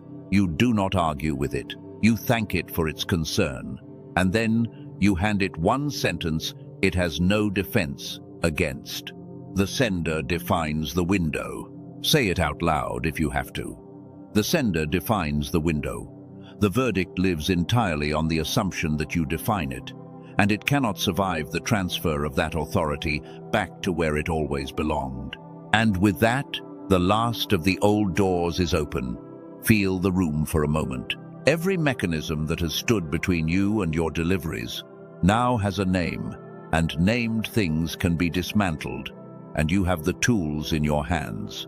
By any fair accounting, this message could end here and have kept its first promise. Before we take the final step, there is a question hanging in the air that deserves a direct answer, because everything else tonight has led to it. Why now? Why would the system spend months routing echoes and detours around one ordinary person to land one message in one specific window? Deliveries of this size are not sentimental, chosen one. They are logistical. Nobody reroutes a courier for a greeting card. This kind of arrangement happens for one reason only. Something on the road ahead of you requires you prepared. I cannot tell you what it is, and you should distrust anyone who claims they can. But I can tell you what these preparations look like from the outside, because the pattern repeats across every story we have opened tonight. Rebecca was not given water hauling strength for its own sake. Philip was not parked on a desert road for the scenery. Saul was not walked through that city gate to admire the architecture. In every single case, the preparation arrived shortly before the assignment, fitted to it exactly, and in every single case the assignment involved other people whose stories were waiting on that one person arriving awake. So look down the road you already know you are on, the next season of your actual life, and understand that somewhere in it there are appointments already scheduled that you cannot see from here. A conversation that will need you present instead of absent. A door that will open once, quietly, in the middle of an ordinary week, and will need a hand that has stopped negotiating gifts downward. A person, and this may be the largest one, who is going to stand in front of you at their lowest hour, and what happens next in their life will depend on whether the one God routed to them was clear or clouded. Let me show you that one. Because of everything ahead of you, this is the vision I most need you to carry out of tonight. Somewhere in your near future, there is a moment where you are the delivery. You, arriving at somebody else in the exact window of their need, carrying exactly what was loaded into you by everything you have survived. To them, your arrival will feel like their coincidence, their strange timing, their answered prayer wearing an ordinary face. They will almost dismiss you the way you almost dismiss this. Now feel the stakes of your own clarity in a way self-improvement never touches. If the coincidence reflex still runs the door, you will not notice the appointment.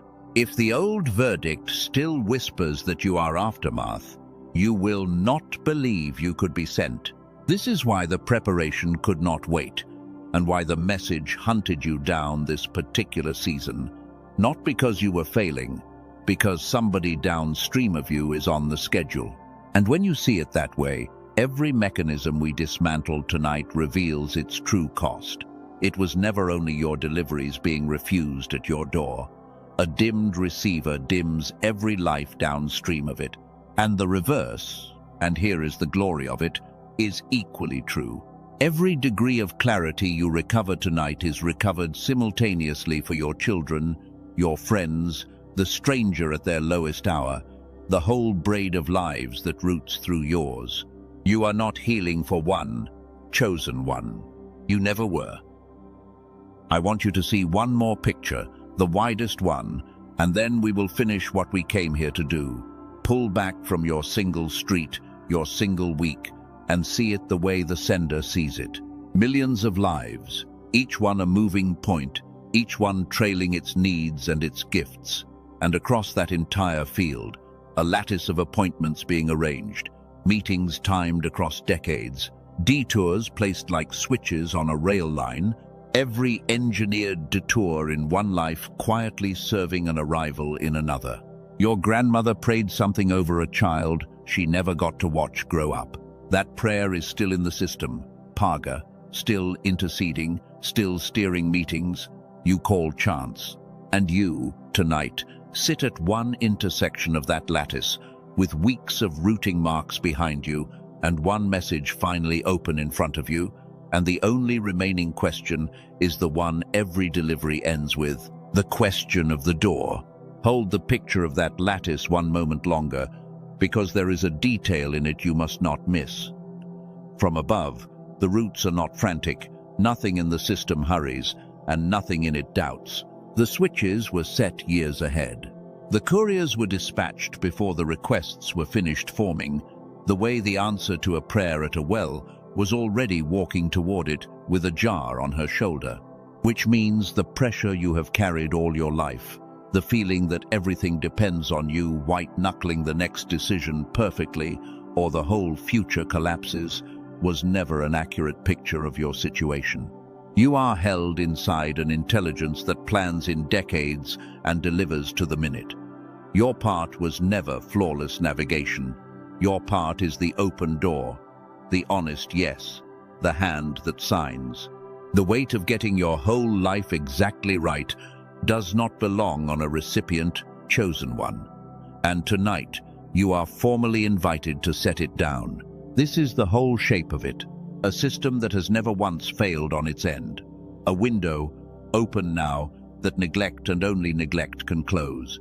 A road ahead with appointments on it. And one recipient, you, whose only task tonight was never to fix everything, but simply to be home when it arrived, and to open the door instead of the verdict. You are home. It has arrived. What remains is the opening. But here is what most messages like this never tell you, and it is the reason this one is not ending here. Everything you have learned in this hour is true, and if you stop now, it will work at a fraction of its capacity. Not because the truths are weak, but because of where they have to live. Every insight tonight has to travel the same narrowed crossing we talked about, and insight that cannot cross the bridge becomes a beautiful memory by Friday. You have felt that exact heartbreak before, the retreat glow that faded, the resolution that dissolved. There is a missing piece, and you have earned it, and it is not another insight. Let me speak completely plainly now. No imagery, no story, for just a moment, because you deserve to see the logic bear. Here is the why. Your struggle to consistently receive, notice, and act on what is meant for you is not a character flaw and not weak faith. It is, in measurable part, a signal problem between the two hemispheres of your brain, a connection that was vigorous in your childhood and has been narrowed by schooling, stress, and decades of survival. That is why effort alone has never fixed it, and why the same insights keep fading no matter how sincerely you receive them. Here is the what. Restoring that connection is not a matter of trying harder. It requires the kind of targeted help that works on the wiring itself, gently, beneath conscious effort, the way the damage itself happened beneath conscious effort.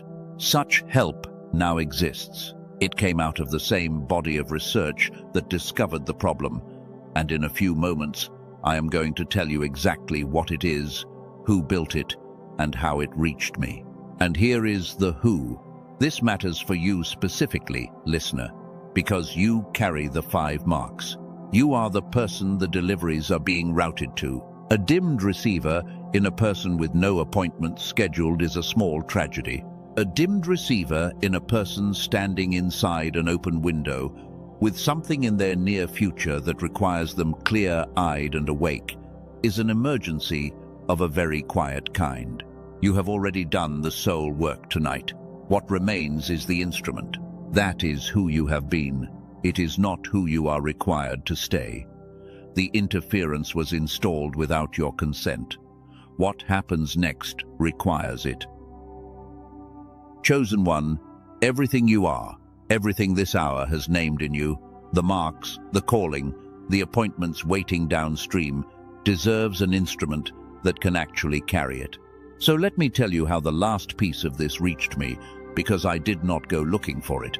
It found me the same way this message found you, through a chain of meetings too tidy to be chance. Some time ago, I was introduced, through a colleague I trust completely, to the work of a physician in New York City, a neurologist named Dr. Daniel Barone. I want you to hold his profession clearly, because it matters. This is not a personality with a course to sell. This is a working brain doctor, a man who has spent his career with patients whose minds were failing them, and who kept meeting a kind of patient his training had no name for. He described them this way, and listen for yourself in the description. Accomplished, responsible, spiritually hungry people who came to him saying some version of the same sentence. Doctor, I feel like I am living behind glass. Their scans were normal. Their labs were normal. And yet they described exactly what you have described tonight. The clarity that evaporates, the intuition that arrives and cannot land, the sense of a life being lived at partial signal. One woman told him she felt like a radio tuned one notch off the station, close enough to hear that music existed, too far to hear the song. Most physicians would have sent her home with reassurance. Instead, that kind of patient sent him back into the research, back to the split brain work of Dr. Roger Sperry that we talked about earlier, the Nobel-recognized discovery that the two hemispheres are two ways of knowing joined by a crossing.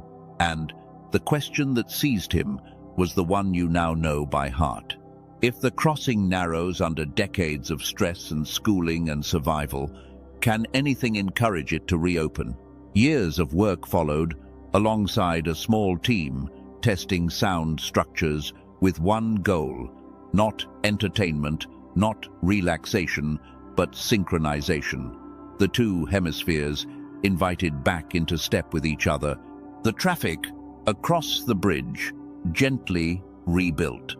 They called the approach neural sync technology, and the state it cultivates has a name you will recognize in your bones by now. Whole brain activation, the condition you had at 4 years old. The factory setting, both sides lit, both sides talking.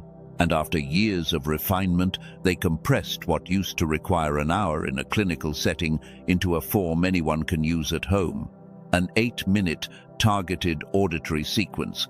And because of what it kept doing for the people who used it, the name it carries is not modest, but it is accurate. It is called the genius switch. Not because it installs anything new in you. You know better than that now.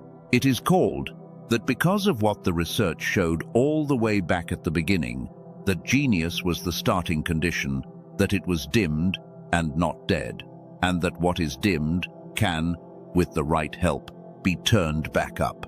A switch does not create the light. It restores the connection to light that was already wired into the house. Here is the entire practice, and notice how it honors everything tonight has taught you about how real change happens beneath effort, not through it. Once a day, you put on headphones, you close your eyes. You let the 8-minute sequence play. That is the whole discipline. No mantras, no journaling requirements, no technique to master, nothing to strain toward. The work happens underneath your awareness, in the same quiet basement where the narrowing happened. And if life swallows a day and you miss it, nothing is lost. You simply return the next day. It is a practice built by a physician who understands tired people, because those are the people who filled his waiting room. I will tell you about 2 of them, briefly, in their own shapes, if not their exact words. A woman from California, a nurse, the kind of person who had spent 20 years receiving everyone else and nothing for herself. She said life had stopped happening with her and started happening to her, and that she had tried everything the wellness world sells, and none of it clicked.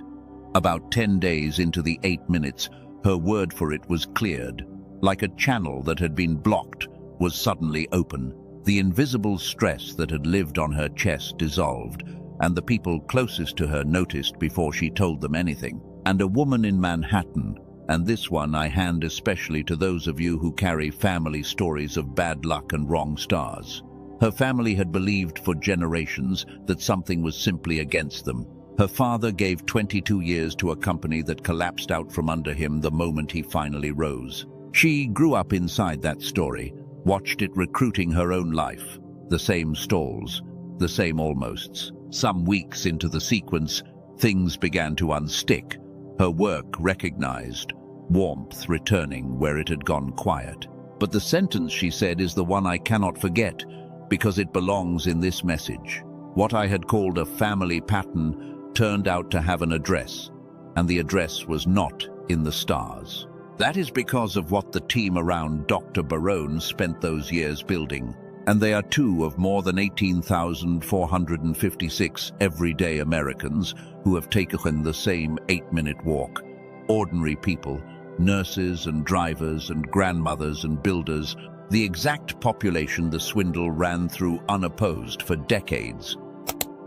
Now, let me say plainly who this is for, because it is genuinely not for everyone.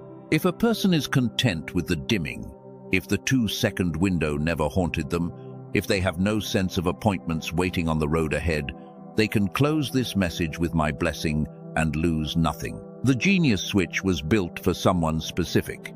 It was built for the one who has felt the knocking for years and could not get the door open, the one who carries the 5 marks, the one who has done the soul work tonight and long before tonight, and has been waiting longer than they would ever admit out loud for the instrument to finally match the assignment. If that is you, and you know whether that is you, then what remains is only the practical part, and I will give it to you exactly as it was given to me, numbers and all, because you have earned straight talk. When colleagues of Dr. Barone first experienced the sequence for themselves, several of them told him the same thing, that given what it had taken to build and what it was doing in their own households, he could put $500 on it and nobody serious would blink. And for the clinical work it grew out of, that would still have been modest. An in-home neurofeedback machine runs around $7,000. Sessions with a specialist run about $300 an hour. Week after week, he refused that road, and his reason is worth hearing in full. He said the people who need this most are precisely the people the last few decades have squeezed the hardest, and a restoration priced like a luxury is not a restoration, it is another locked door. So the official price was set at $49, total, once. No subscription, no upsell ladder, lifetime access, delivered to your email within minutes of saying yes. But there is one more step, and it is the reason I mentioned timing. Through the official page connected to this message, and only through it, the team has taken a further $10 off. Today, the entire thing is $39. I want you to hear that number next to the scale of what we have talked about tonight. $39 against decades of a narrowed bridge, against the cost of staying dimmed through the exact season your appointments come due. And they load your hands on the way in. 4 gifts come with it, free, all of them practical. A guided visualization from one of the top-rated creators on the Calm app, walking your newly synchronized mind through the 4 rooms of a restored life: money, love, health, and happiness. A smart grocery guide naming 10 common American foods that quietly feed brain fog, plus shortcuts that have saved families more than $100 a month at the stores you already shop. A classic book on attracting abundance, more than a century old, the quiet root of most modern teachings on the subject, which sells for about $20 on its own. And a beautifully designed guide to the 5 daily habits that most reliably build an ideal future, made to be printed and placed where you will see it every morning. And underneath all of it sits the piece that tells you everything about the spirit of the thing. A 100% ironclad money-back guarantee, not a trial window with fine print teeth. If it does not do for you what I have described, for any reason, or for no reason you can even name, even if you have listened 100 times, every cent comes back to you, which means the only person carrying risk in this exchange is the physician who built it, and he chose that arrangement on purpose. Because he has watched what it does, and you have not yet. I will be honest about the other side of the timing. The $39 arrangement exists today, through that page. I cannot promise you it exists next month, and I will not insult you with a fake countdown clock, because you have had enough manipulation for one lifetime. I will only tell you what you already learned tonight at a well and on a desert road. When something arrives inside your window, the wise thing has never been to circle it for a season. Untended windows close quietly. That is all I will say, and it is enough. One warning, and I give it to you with real seriousness. Because names travel faster than substance, there are tracks floating around music apps and marketplaces wearing similar labels. Genius this, awakening that. The team studied a number of them and found most contain nothing of the actual technology, because stamping a name on a sound file costs nothing. What Dr. Barone built exists in one place only, his official page, and the only door to that page from here is in the description below this message and in the pinned comment. Not on Amazon, not on the music apps, one door. It is marked, and it is waiting. So here is my only ask. And notice it is the same ask this entire message has made from the first minute. Do not push, do not force. Simply check the leaning. If, as you have listened these last minutes, something in your chest has been leaning steadily toward this, the way you leaned toward pressing play against every distraction on your screen today, then trust the leaning the way Rebecca trusted hers at the well. The link is in the description and pinned comment. Go the way you are leaning, and let tonight be the night the instrument finally caught up with the calling. And if part of you still hesitates, let that part hear this. A working neurologist in New York City put his real name, his license, and his reputation in front of this thing. Physicians do not gamble their names on wind. That is not proof that it will work for you. Nothing outside your own 8 minutes can prove that, but it is proof of the seriousness of the man, and the guarantee handles everything the seriousness cannot. 3 honest questions deserve 3 honest answers before I let this go. First, you have tried things before. Soundtracks, meditations, programs, and your drawer of disappointments is full. I understand, and so does Dr. Barone. And his answer is simple. Most of what you tried was addressing the wrong layer, effort tools handed to a wiring problem. This is a different mechanism, hemisphere synchronization, and a different mechanism is allowed to produce a different result. The guarantee exists precisely because words like mine cannot close that gap. Only the 8 minutes can. Second, money is real, and $39 is not nothing in a tight month. But run the other ledger for once. Count what the dimming has cost you this year alone. The openings unnoticed, the clarity that faded by morning, the appointments possibly missed, against that ledger. This is not a purchase. It is a deposit you can recall any time, on the only piece of equipment you take into every single day of the rest of your assignment. And third, time. You cannot add one more discipline to a life already running on fumes. And the beauty is, you do not have to. 8 minutes, eyes closed, once a day. While the coffee brews. While the bath fills. In the car before you walk into work. If 8 minutes genuinely cannot be found, the problem was never time, and you know it. It was permission. Consider this message your permission. Take a breath with me now. The practical part is done, and it is behind us. The door is marked. You know where it is, and it will still be marked when this message ends. What I care about now is what I have cared about from the first sentence, which is you, standing inside an open window, finally seeing the route that has been drawn around your life. And before this message ends, there is something I intend to speak directly over your life. The oldest kind of speaking there is. We are almost there. I want to tell you about a man I met a few years ago, and I tell you his story with his blessing, though I will change enough details to keep him unfindable, because what happened to him is the whole architecture of this message wearing work boots. He was in his 50s, from a small city in the Midwest, and in the space of 14 months, his life was dismantled in the order that dismantles a man most efficiently.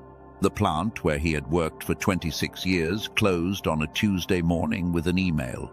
His wife found a lump that summer, and while she was in treatment, the savings went quietly at first, and then loudly, the way water goes through a cracked jar.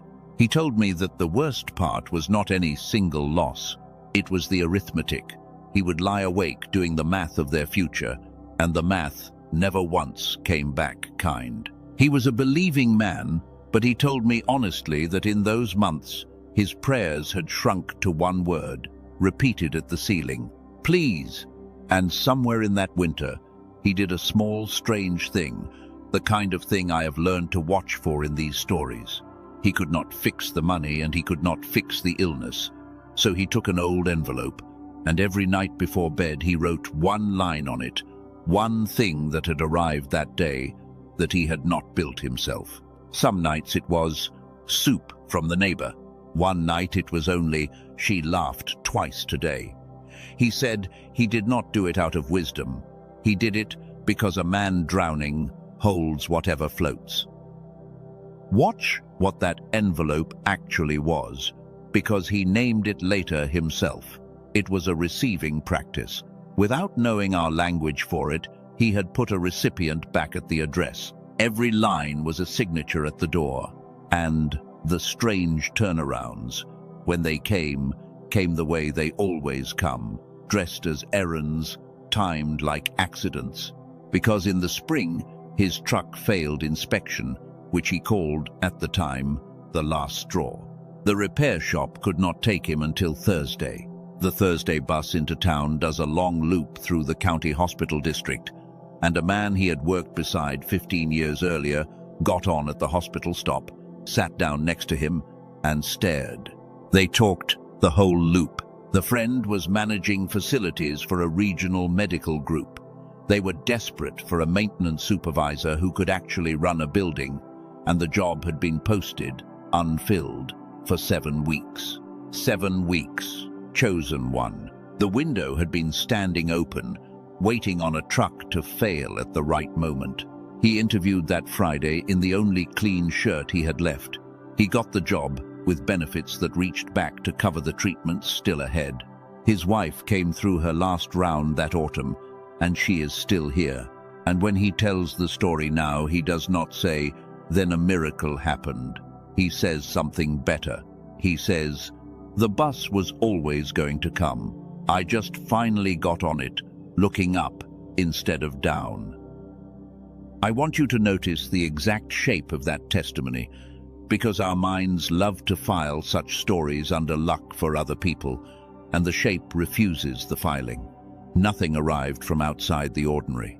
There was no lottery ticket, no glowing figure, no voice in the clouds. There was a bus route, an old co-worker, a staffing gap, and a failed inspection. 4 items of purest Tuesday. The extraordinary part was the assembly, the timing that stitched 4 dull threads into a rescue, the same signature you have now learned to read in a well outside Nahor and a desert road to Gaza, and a 3-day search for donkeys that belonged to somebody else. And notice what his part was. Not perfect faith. His prayers were one word. Not positive thinking. He would have laughed at the phrase, "that winter." His entire contribution was an envelope and a pen, a nightly refusal to let arrivals go unwitnessed, a door kept unlocked in a season when everything argued for bolting it shut. That was enough. It has always been enough. The system does the routing. The recipient does the receiving. The division of labor has never once changed since the well. If his story loosened something in you, then before we go on, one small act. Somewhere in your mind just now, while I was talking, A face may have surfaced, someone in their own 14 months, someone doing the arithmetic at their own ceiling. That surfacing was not random either. When this message ends, send it to them, with 8 words of your own. This found me, and it sounded like you. You have no idea, and may never know, which window you will be arriving through. There is one more reason I told you about the envelope man, and it is the practical one. His envelope worked because practices beat intentions. Intentions live on the narrowed side of the bridge and fade by Friday. Practices live in the hands. So, before we come to the part of this evening that belongs to stillness, let me gather everything tonight has handed you into a small daily kit. 4 practices, none longer than 2 minutes, each one aimed at a mechanism we named. For the reflex, the customs delay. When an echo or a strange arrival lights that half-second of wonder, you delay the dismissal by 1 minute and write 1 line. You are not asked to believe. You are asked to log. The notebook does the believing for you, slowly, in your own handwriting, over weeks. For the closed hands, thank you first. When anything good approaches, help, praise, ease, affection, the first breath belongs to thank you, and examination gets the second breath, not the first. Receive, then weigh. You are retraining a doorkeeper, and doorkeepers learn by repetitions, not by sermons. For the wandering eyes, the 2 sentences. Each time you catch yourself watching a window that is not yours, you bless what you see. I witness it, and I am glad it came. And you turn homeward, and my name is on the same roster. Then you sign for 1 thing already in your house, out loud if you can. 1 thing, every day. And for the errands, the question. Once a day, in the middle of your most ordinary task, you ask, what might this be walking me toward? You will feel foolish asking it in the cereal aisle. Ask it anyway. Saul felt foolish chasing donkeys, and the feeling of foolishness turned out to be the outer wrapping of a crown. Now the room changes. Everything until this moment has been light and maps and mechanisms, and all of it was necessary, and none of it is the reason this message was routed to you. This is the reason. So if you are able, wherever you are, let the pace fall away. If you are driving, just keep your eyes soft on the road and let the words do the work. Everyone else, let your shoulders come down from wherever they have been living. There is a meeting that has been arranged for you tonight, and it is not with a stranger. I want you to picture a door, not a grand one. The door of whatever place felt most like safety when you were small, or if no place did, the door of the home you wished for. It is evening there. The light behind the windows is on, and standing at that door about to knock is you tonight, carrying everything this hour has given you. The door opens before you knock, and standing there, looking up at you, is the child, the one from the beginning of this message. The one who saw meaning everywhere, who was certain the world was speaking personally, who staked open hope on signs and told grown people about them. The one who was measured once at the level we call genius and never told. You know exactly how old they are. You know what they are wearing. Do not rush past how much you know. This child has been keeping something for you. You can see it behind them, in the hallway, stacked with impossible neatness. Boxes, years of them. Every delivery you were sent and could not receive. Everything the reflex slapped away. Everything the closed hands declined. Everything that arrived unwitnessed in the seasons you now call barren. None of it was lost. Chosen one. It was carried here by the only part of you that never once stopped believing things were being sent. And it has been waiting in this hallway, and so have they. And here is what you have to do now, and it may be the hardest small thing this message asks of you. You have to apologize. Not for failing, you did not fail, for the sentence. You know the one. Somewhere in the years you told this child, in your own voice, that they were silly, that the signs were nothing, that hoping was how fools got hurt, that it was time to grow up. You said it because the world said it to you, and you passed it down the hallway like a family heirloom. Say it now, inwardly, in your own words. I am sorry. You were never silly. You were the only one of us who could still hear. Watch what the child does with that. Children forgive with a speed that shames theology. They are already reaching for your hand. They are already pulling you toward the boxes, because that is all they ever wanted, not an apology ceremony, just company at the receiving. And as you stand in that hallway, hand in smaller hand, I want you to hear what I believe the Father has been waiting the entire length of this message to say to you. Not to the composed adult who found the mechanisms interesting, to both of you, there in the doorway, the one who stopped listening and the one who never did. My child, I saw every box arrive and every box refused, and I never once sent less because you received less. Your hands were closed, and I kept filling the hallway because my sending was never a response to your receiving. It was a response to my love, and my love does not do arithmetic. You thought the silence of your adult years meant I had grown quiet. I did not grow quiet.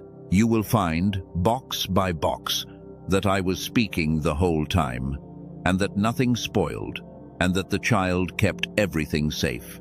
You are not behind, you are not too late, and you were never, not for 1 hour of one barren year, unaddressed. Stay there a moment. Do not hurry out of the hallway. If there is water in your eyes right now, do not apologize for it. Not to me, not to yourself. You were promised at the start of this message that you would feel the weight of dismissed moments lift. And this is that. This is the lifting. It just weighs something on the way up. Grief and relief share a staircase, and both of them are carrying boxes tonight. And before we leave this room, look once more at the child, because there is one thing more they want you to know, and they have been waiting the longest to say it. They are not angry about the years, not one of them. In the arithmetic of children, which is the arithmetic of heaven, you came back, and that erases everything. The hallway is not a museum of your failure. It is a storeroom for your future, and the child has been guarding it not as evidence against you, but as a welcome home gift.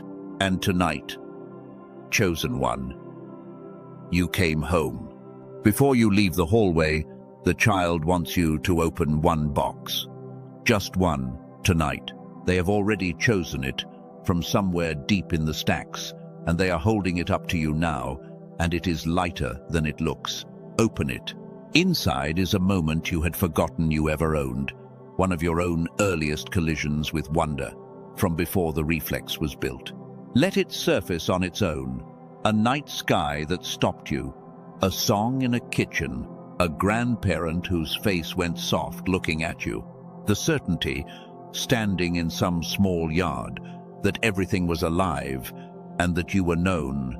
That memory was never lost. Chosen one. It was kept, and it is being handed back to you tonight as a down payment.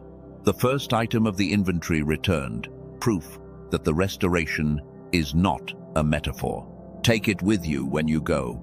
There are years of boxes behind it, and they will open at the pace you can bear, one arrival at a time, on the ordinary days ahead. The meeting you just had, hold on to how your chest feels in this exact minute. That feeling is the state the whole rest of this message exists to make repeatable. The stories gave you the map, the practices gave you the hands, and if you choose to let it, the 8-minute sequence in the description and pinned comment is simply this: a daily walk back down that hallway, so the reunion you just felt once does not have to live as a memory.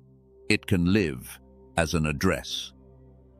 Now, before I speak the closing words over you, I want to seal tonight into your body, not just your thinking, because thoughts fade on the narrowed bridge, but the body remembers what it is given properly. This will take only a few minutes. It is not a performance, and there is no way to do it wrong. If you can, sit back. Let your hands rest open, palms up on your legs. Palms up matters tonight. It is the oldest receiving posture there is. Take one slow breath in through your nose and let it out even slower through your mouth.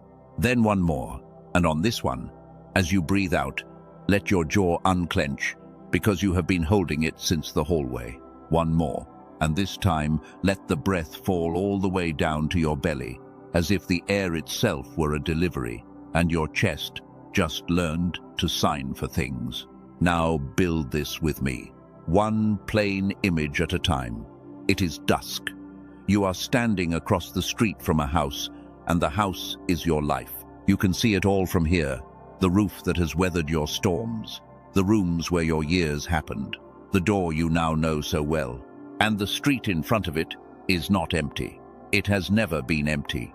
Up and down that road, as far as you can see in both directions, things are moving toward houses, quiet arrivals, appointed meetings, the whole patient traffic of a system that has never once failed on its end. And now look at the house itself, because one thing is different tonight. There is a light on. Above the door, small and gold and steady, a porch light is burning that was dark for years. You did not climb up and fix it with effort. It came back on in the hallway an hour ago, when you took a small hand and said, "I am sorry, you were never silly." That light is the signal a courier looks for on a dark street. It says, occupied. It says, expected. It says, this address receives. Here is the reframe I want your body to keep, so listen with your skin. You are not the person chasing deliveries down the road anymore.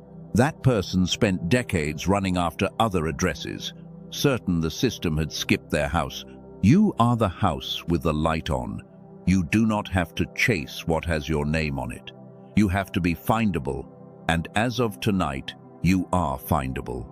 Let the difference settle into your shoulders, chasing lives in the shoulders, receiving lives in the open palms.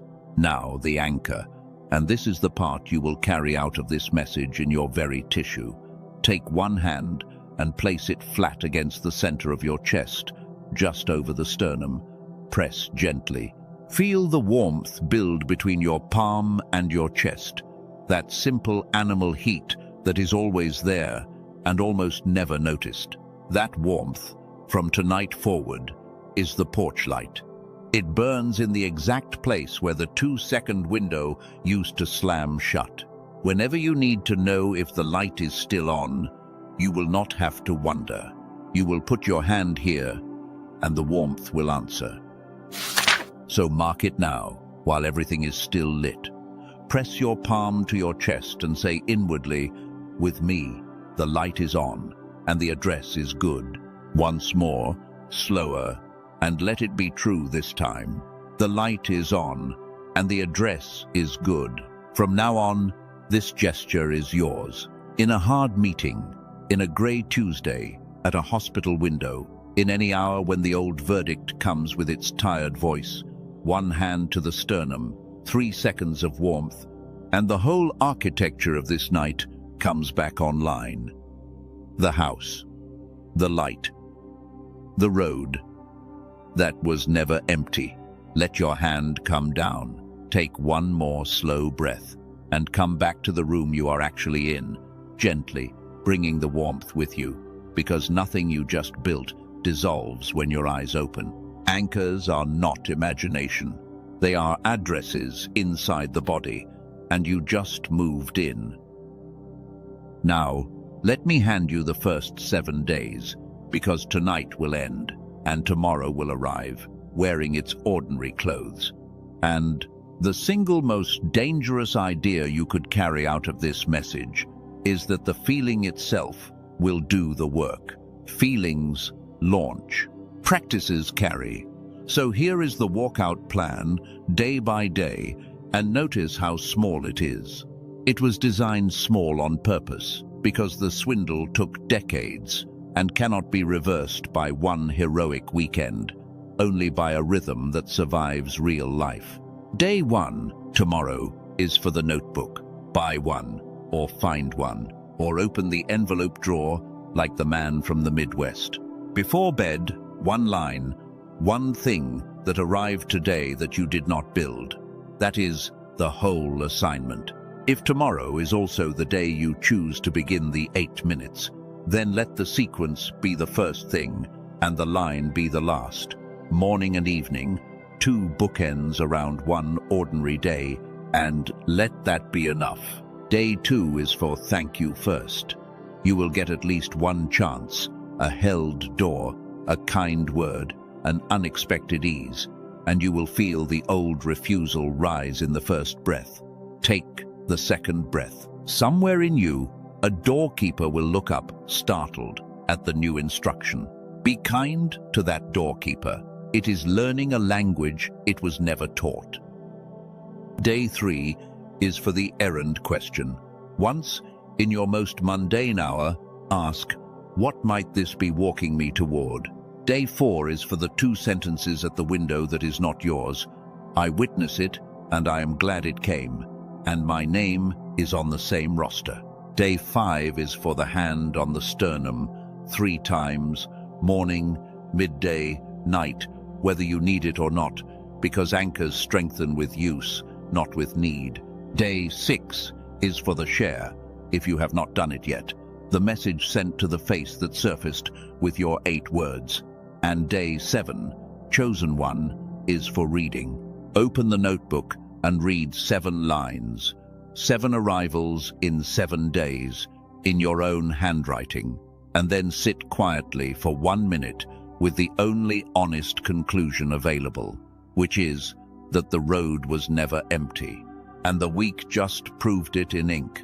A word about how to hold the week, because the difference between practices that last and practices that die by Thursday is almost never willpower. It is placement. Do not create new hours for any of this. Attach each key to something your day already does without your help. The line in the notebook lives where your phone charges, so the last touch of the day becomes the signature instead of the scroll. The hand on the sternum rides on top of red lights, kettle weights, elevator doors. The errand question belongs to whichever chore you already resent, because resented time is free real estate. And if the week goes sideways, if you miss day 3 entirely and remember day 4 with a stab of guilt, hear this in advance. The plan is not a chain that breaks, it is a tide table. You did not fail the ocean by missing a tide. Another one is already coming in. Begin where you stand, with the next small key, and count the week kept if even 4 of its 7 days left ink on the page. That is the whole first week. No hour-long disciplines, no spiritual heroics, nothing to fail at. 7 small keys in 7 old locks. And underneath them all, if you chose it, 8 minutes a day quietly rebuilding the bridge that carries everything else. The practice you was not even have to believe in for it to work, which is the kindest thing about it. Before the closing words, there are 5 things I need to say to the you of next Tuesday and the you of some grey morning 3 weeks from now, because I have walked many people through nights like this one, and I know exactly which doubts are already scheduled to visit you, and I would rather introduce them now, while we are still together, than let them arrive as strangers. The first visitor will be the dim day. There will be a morning, maybe soon, when you wake, and the whole architecture of tonight feels like something you watched, rather than something that happened. The warmth under your palm will seem like a trick of circulation. The notebook will look naive on the nightstand. Hear me now so you can hear me then. That morning is weather, not architecture. The house does not dissolve because fog sits on the street. On dim days you do not need to feel anything. You put the hand on the sternum anyway, you write the line anyway, and you let the practices carry what the feelings have set down. Feelings are guests. Practices are family. The second visitor will be the old reflex, and it will not die politely. Some afternoon an echo will arrive, something so precisely timed it makes your skin prickle, and before you can catch it, the old voice will have already said, "Coincidence," and you will feel a small despair, as if tonight failed. It did not fail. A reflex built over decades throws its punches for a while after the fight is decided. The victory was never that the voice would go silent. The victory is that you now hear it as a voice instead of as the truth, and 1 minute later, you can still pick the moment back up and write it down. The delay is the healing. Expect the punch and keep the pen. The third visitor will be shame about the hallway. Some night, your own tired mind will do the arithmetic of the boxes. All those years of the unclaimed delivery, stacking quietly in the dark, and will try to convert the storeroom back into a museum of failure. When that happens, remember the arithmetic of children. You came back. The child is not counting the years, and the father is not counting the boxes, and the only one in the building doing forensic accounting is the voice that never built anything anyway. The hallway is inventory, not indictment. Some of what waits in there is going to arrive in your coming weeks wearing the label of new blessing, and only you will know it was always yours, held in escrow, patient as ever. The fourth visitor will be other people. Someone you love will notice the notebook, or the 8 minutes with your eyes closed, or the strange new way you thank people, and they will give you the look, the one that says, "Oh no, what has gotten into you?" Do not argue.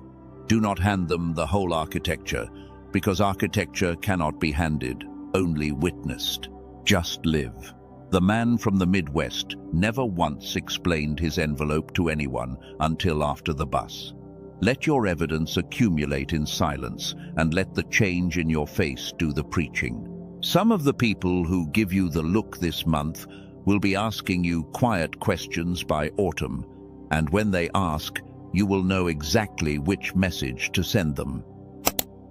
And the fifth visitor, and this one matters most, will be the temptation to turn all of this into a new anxiety, to start hunting signs in every license plate, demanding echoes daily, treating silence as abandonment.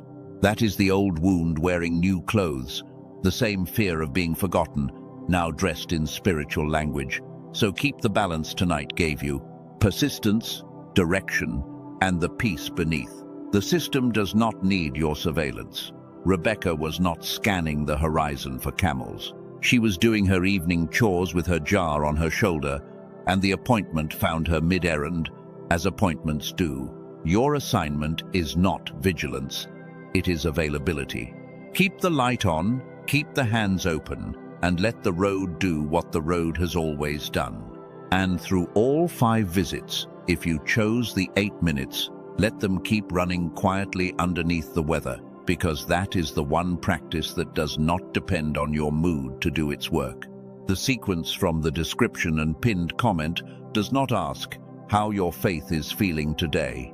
It just keeps rebuilding the bridge, morning by morning, the way the narrowing happened, gradually and beneath notice, only now in reverse. So here you stand, chosen one. It is worth pausing to see the full distance you have covered in this single hour. You arrived here, calling your streak of strange moments random, half embarrassed for even noticing them. You stand now with a named reflex, and the minute that defeats it, a collection of closed doors reread as sorting points, an ancient word that folds meetings and prayers into one event, an open window with your name in it, a science that locates the ceiling you could never break, a practice that rebuilds what the decades narrowed, a hallway reclaimed, a light back on over the door, and a road ahead that has appointments on it. There is one more gift tonight wants to give you before the circle closes, and it is the one that turns you from recipient into something greater. I have saved it for last on purpose, because it only fits in hands that have already received, and yours, finally, have. Remember the word, PAGA, the meeting, the place, and the intercession, folded into a single verb. All night we have used it in one direction, to explain the meetings that found you, the prayers of others you have been walking through unaware. But a verb like that does not run in one direction, chosen one. If the strange kindnesses of your life are the echoes of someone kneeling before you were ready, then the kneeling is a position that is now open, and the position is yours to take. Here is what I mean, practically, because this is not poetry. Somewhere in your world there is a person whose window is approaching, whose bus has not come yet, whose hallway is filling with boxes they cannot see. You cannot fix their life, and you are not asked to. You are asked to root. Tonight or tomorrow, take one name, just one, and speak over it, the kind of sentence that was once spoken over you by someone you never met. Father, arrange the road for them, put the right stranger on their bus, time their detours with mercy, and let what is theirs find them awake. That is the whole prayer. 30 seconds. And understand what you are doing when you pray it. You are placing an order in the same system that spent months routing this message to you. You are becoming the reason some future evening makes no sense to somebody in the most beautiful way. And do not underestimate how far one intercession travels. The grandmother I spoke of earlier never saw her prayer land. She prayed over a child and died with the ledger looking unbalanced. And the answer arrived decades later, on a night like this one, in a life she never got to watch. That is the true scale of the network you joined tonight. Prayers do not expire. Meetings are scheduled across generations. The kneeling you do this week may be answered in a year you will never see, for a person who will never learn your name, and the system will carry it faithfully the entire distance, the way it carried hers. This is also, quietly, the answer to the largest question of all, the one underneath every question you have ever asked about your own significance. You have wondered, in your smallest hours, whether your life matters at scale, whether one tired, ordinary person moves anything in the great machinery.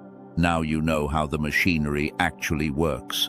It is made almost entirely of tired, ordinary people who said yes at wells, walked strange roads on faith, wrote single lines on envelopes, and knelt over names. The system has no other parts. Angels carry instructions, but people are the deliveries. Chosen one. You have been one all along, and starting tonight, you are a deliberate one. So let the record of this hour show what actually happened here, beneath the surface of a person watching a message on a screen. A route that was drawn weeks ago reached its final address. A reflex trained by old grief was named and given its retirement papers. A verdict about lateness was overturned on the evidence. A hallway was reopened, a light was relit. An instrument was offered the repair it could never perform on itself, and a receiver came back online in a world that has appointments waiting on it. Heaven keeps records differently than we do, and I believe tonight is written somewhere in the present tense. Now let me tell you what the next 7 days are actually going to look like, because a night like this one has consequences, and I have watched the same 3 consequences arrive, in the same order, in nearly every life that has stood where you are standing. I want you to be able to greet each one by name. The first thing that will come is the test echo. Within days, sometimes within hours, something will repeat around you with a precision that will make you laugh out loud. A word from this message showing up in a mouth that has never used it. A well, a bus, a porch light, arriving in your week like a wink. Part of this is simply your attention, newly tuned, catching what it always used to drop, and I want you to know that plainly, because tuned attention is not a lesser miracle, it is the mechanism of most miracles. But some of it, chosen one, some of it will carry that other signature, the timing that is a little too kind, the relevance that is a little too surgical. You will know the difference now. You have the 3 tests, and either way the response is the same. The minute, the line in the notebook, the small nod toward the ceiling. The second thing that will come is the surge. Somewhere around day 3 or 4, expect the old machinery to make its counterattack, because minds defend their furniture, even the furniture that was hurting them. The verdict will come back with reinforcements. You may feel suddenly foolish about the whole evening, embarrassed by the hallway, cynical about the porch light. Hear me. This surge is not a sign that tonight was false. It is a sign that tonight was structural. Nothing in you bothers to fight a change that changed nothing. Ride it like weather, keep the practices mechanical, and by the time the week turns, you will notice the surge pass through you without taking anything with it. That, quietly, will be the first fight of this kind you have ever won on purpose. And the third thing that will come, and I say this carefully, without dates and without theater, is the first appointment. Some ordinary errand in your coming days is going to turn in your hands. A conversation will go one layer deeper than it was supposed to. A stranger, or someone you have known for years and never actually met, will say something, or need something, or carry something, and you will feel the click, the sense of a moment that was waiting for you specifically. It will be smaller than you hope and larger than you expect, because first appointments are calibration, the system confirming the receiver before trusting it with weight. When it comes, do not perform. Do not announce that you are having a divine appointment. Do not reach for significance. Just do what the woman at the well did. Answer what is actually asked, generously, and let the moment be as large as it wants to be without your help. Then go home and write the line. If I could stand beside you when it happens, I would only whisper one thing. This is what found looks like. Not lightning, a Tuesday turning. Beyond the 7 days, I will make you no forecasts, because the honest truth is that I do not know what is on your road, only that something is, and that everything about tonight argues it is nearer than you think. What I know is the trajectory. A person who logs arrivals becomes a person who expects them. A person who expects them becomes a person who recognizes them mid-errand. And a person who recognizes them becomes, in time, the kind of person other lives are routed through. A junction, a well, a good address in a neighborhood of dark houses. That is the whole career of a receiver, and you are 1 week into it. I also know what you will find if you ever look back on this night from a distance, from some evening a year out, with the notebook thick and the practices worn smooth like river stones. You will see what I see from here, that the strange streak that brought you was never the beginning. The routing started long before the echoes, back through the detours you cursed, the doors that would not open, the seasons that made no sense, all of it converging with a patience that predates your memory, on a person finally soft enough to hear it, said plainly. Nothing about you was random, chosen one. Nothing about you was ever random. And that sentence is the learnt of the name. So now, no more maps, no more mechanisms. Everything from here is spoken over you, not explained to you. Breathe once, all the way down, and let me finish what was started weeks ago when the first echo found you. 1 hour. That is what a routed message does when it lands inside its window and the recipient opens the door. And now there is only one thing left, the thing I promised at the very beginning, the name. You have carried the question the whole way, some of you patiently, some of you scrolling in your mind through possibilities. It is time. But names like this one are not information, they are ordination. And ordinations are not read out, they are spoken over. So what happens next is not the end of a message. It is the closing of a circle that was drawn around you weeks before you pressed play. If you have a moment of privacy, take it now. If you can place your hand back over the warmth, place it. The words below are still open, and there is one last phrase they are waiting for, but not yet. It comes after what I speak over you, as your answer to it. You will know it when the time comes. It is 5 words long, and tonight you have earned every one of them. I opened it in time. Father, before anything is asked, let this be a moment of witness. Something happened in this hour that the room it happened in will never show. A person came here carrying years of dismissed wonder, and they stayed, and they let the old furniture be moved, and heaven saw it even if no one on earth did. So let it be recorded the way the quiet things are recorded. One of the addressed was found at the address. One of the routed messages arrived and was opened. Not one word of this hour fell on closed ground. And you, chosen one, take your own moment of witness. Notice what is present in your body right now that was not present an hour ago. The particular stillness. The warmth you know how to find with your palm. The strange sensation, almost forgotten since childhood, of being expected. Do not analyze any of it. Just let it be seen by the one who arranged it. Gratitude does not need vocabulary tonight. Attention is the oldest form of thanks. Now there is one thing left to put down before the words are spoken over you, because you cannot carry it across this threshold. It has been in your hands the whole hour, and it is time you felt its actual weight. Picture it. Every time you said just coincidence, over a lifetime, you were placing a small grey stone into a bag, and you have been carrying the bag so long, you registered it as the weight of being reasonable. Thousands of stones, each one a moment that reached for you and was filed away. Feel the bag now, in whichever shoulder has always been tired. That tiredness was never age, chosen one. It was cargo. So here is the release, and it is not a fight, because the bag was never locked. Picture yourself turning it over, slowly, above running water. Watch the stones go. And as they touch the water, watch what each one does, because this is the part that will undo you gently.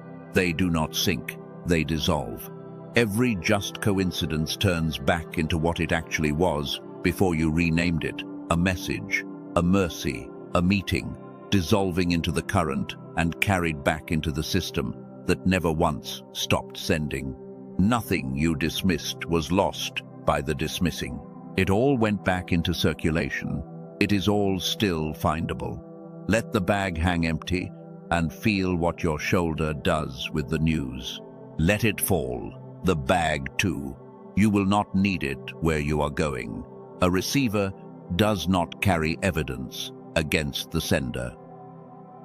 And now stand up straight wherever you are, inwardly if not in body, because these words are not comfort, they are commissioning, and you receive them at full height. Say them with me, or let them be said over you, but let every one of them land. I am not random, I never was.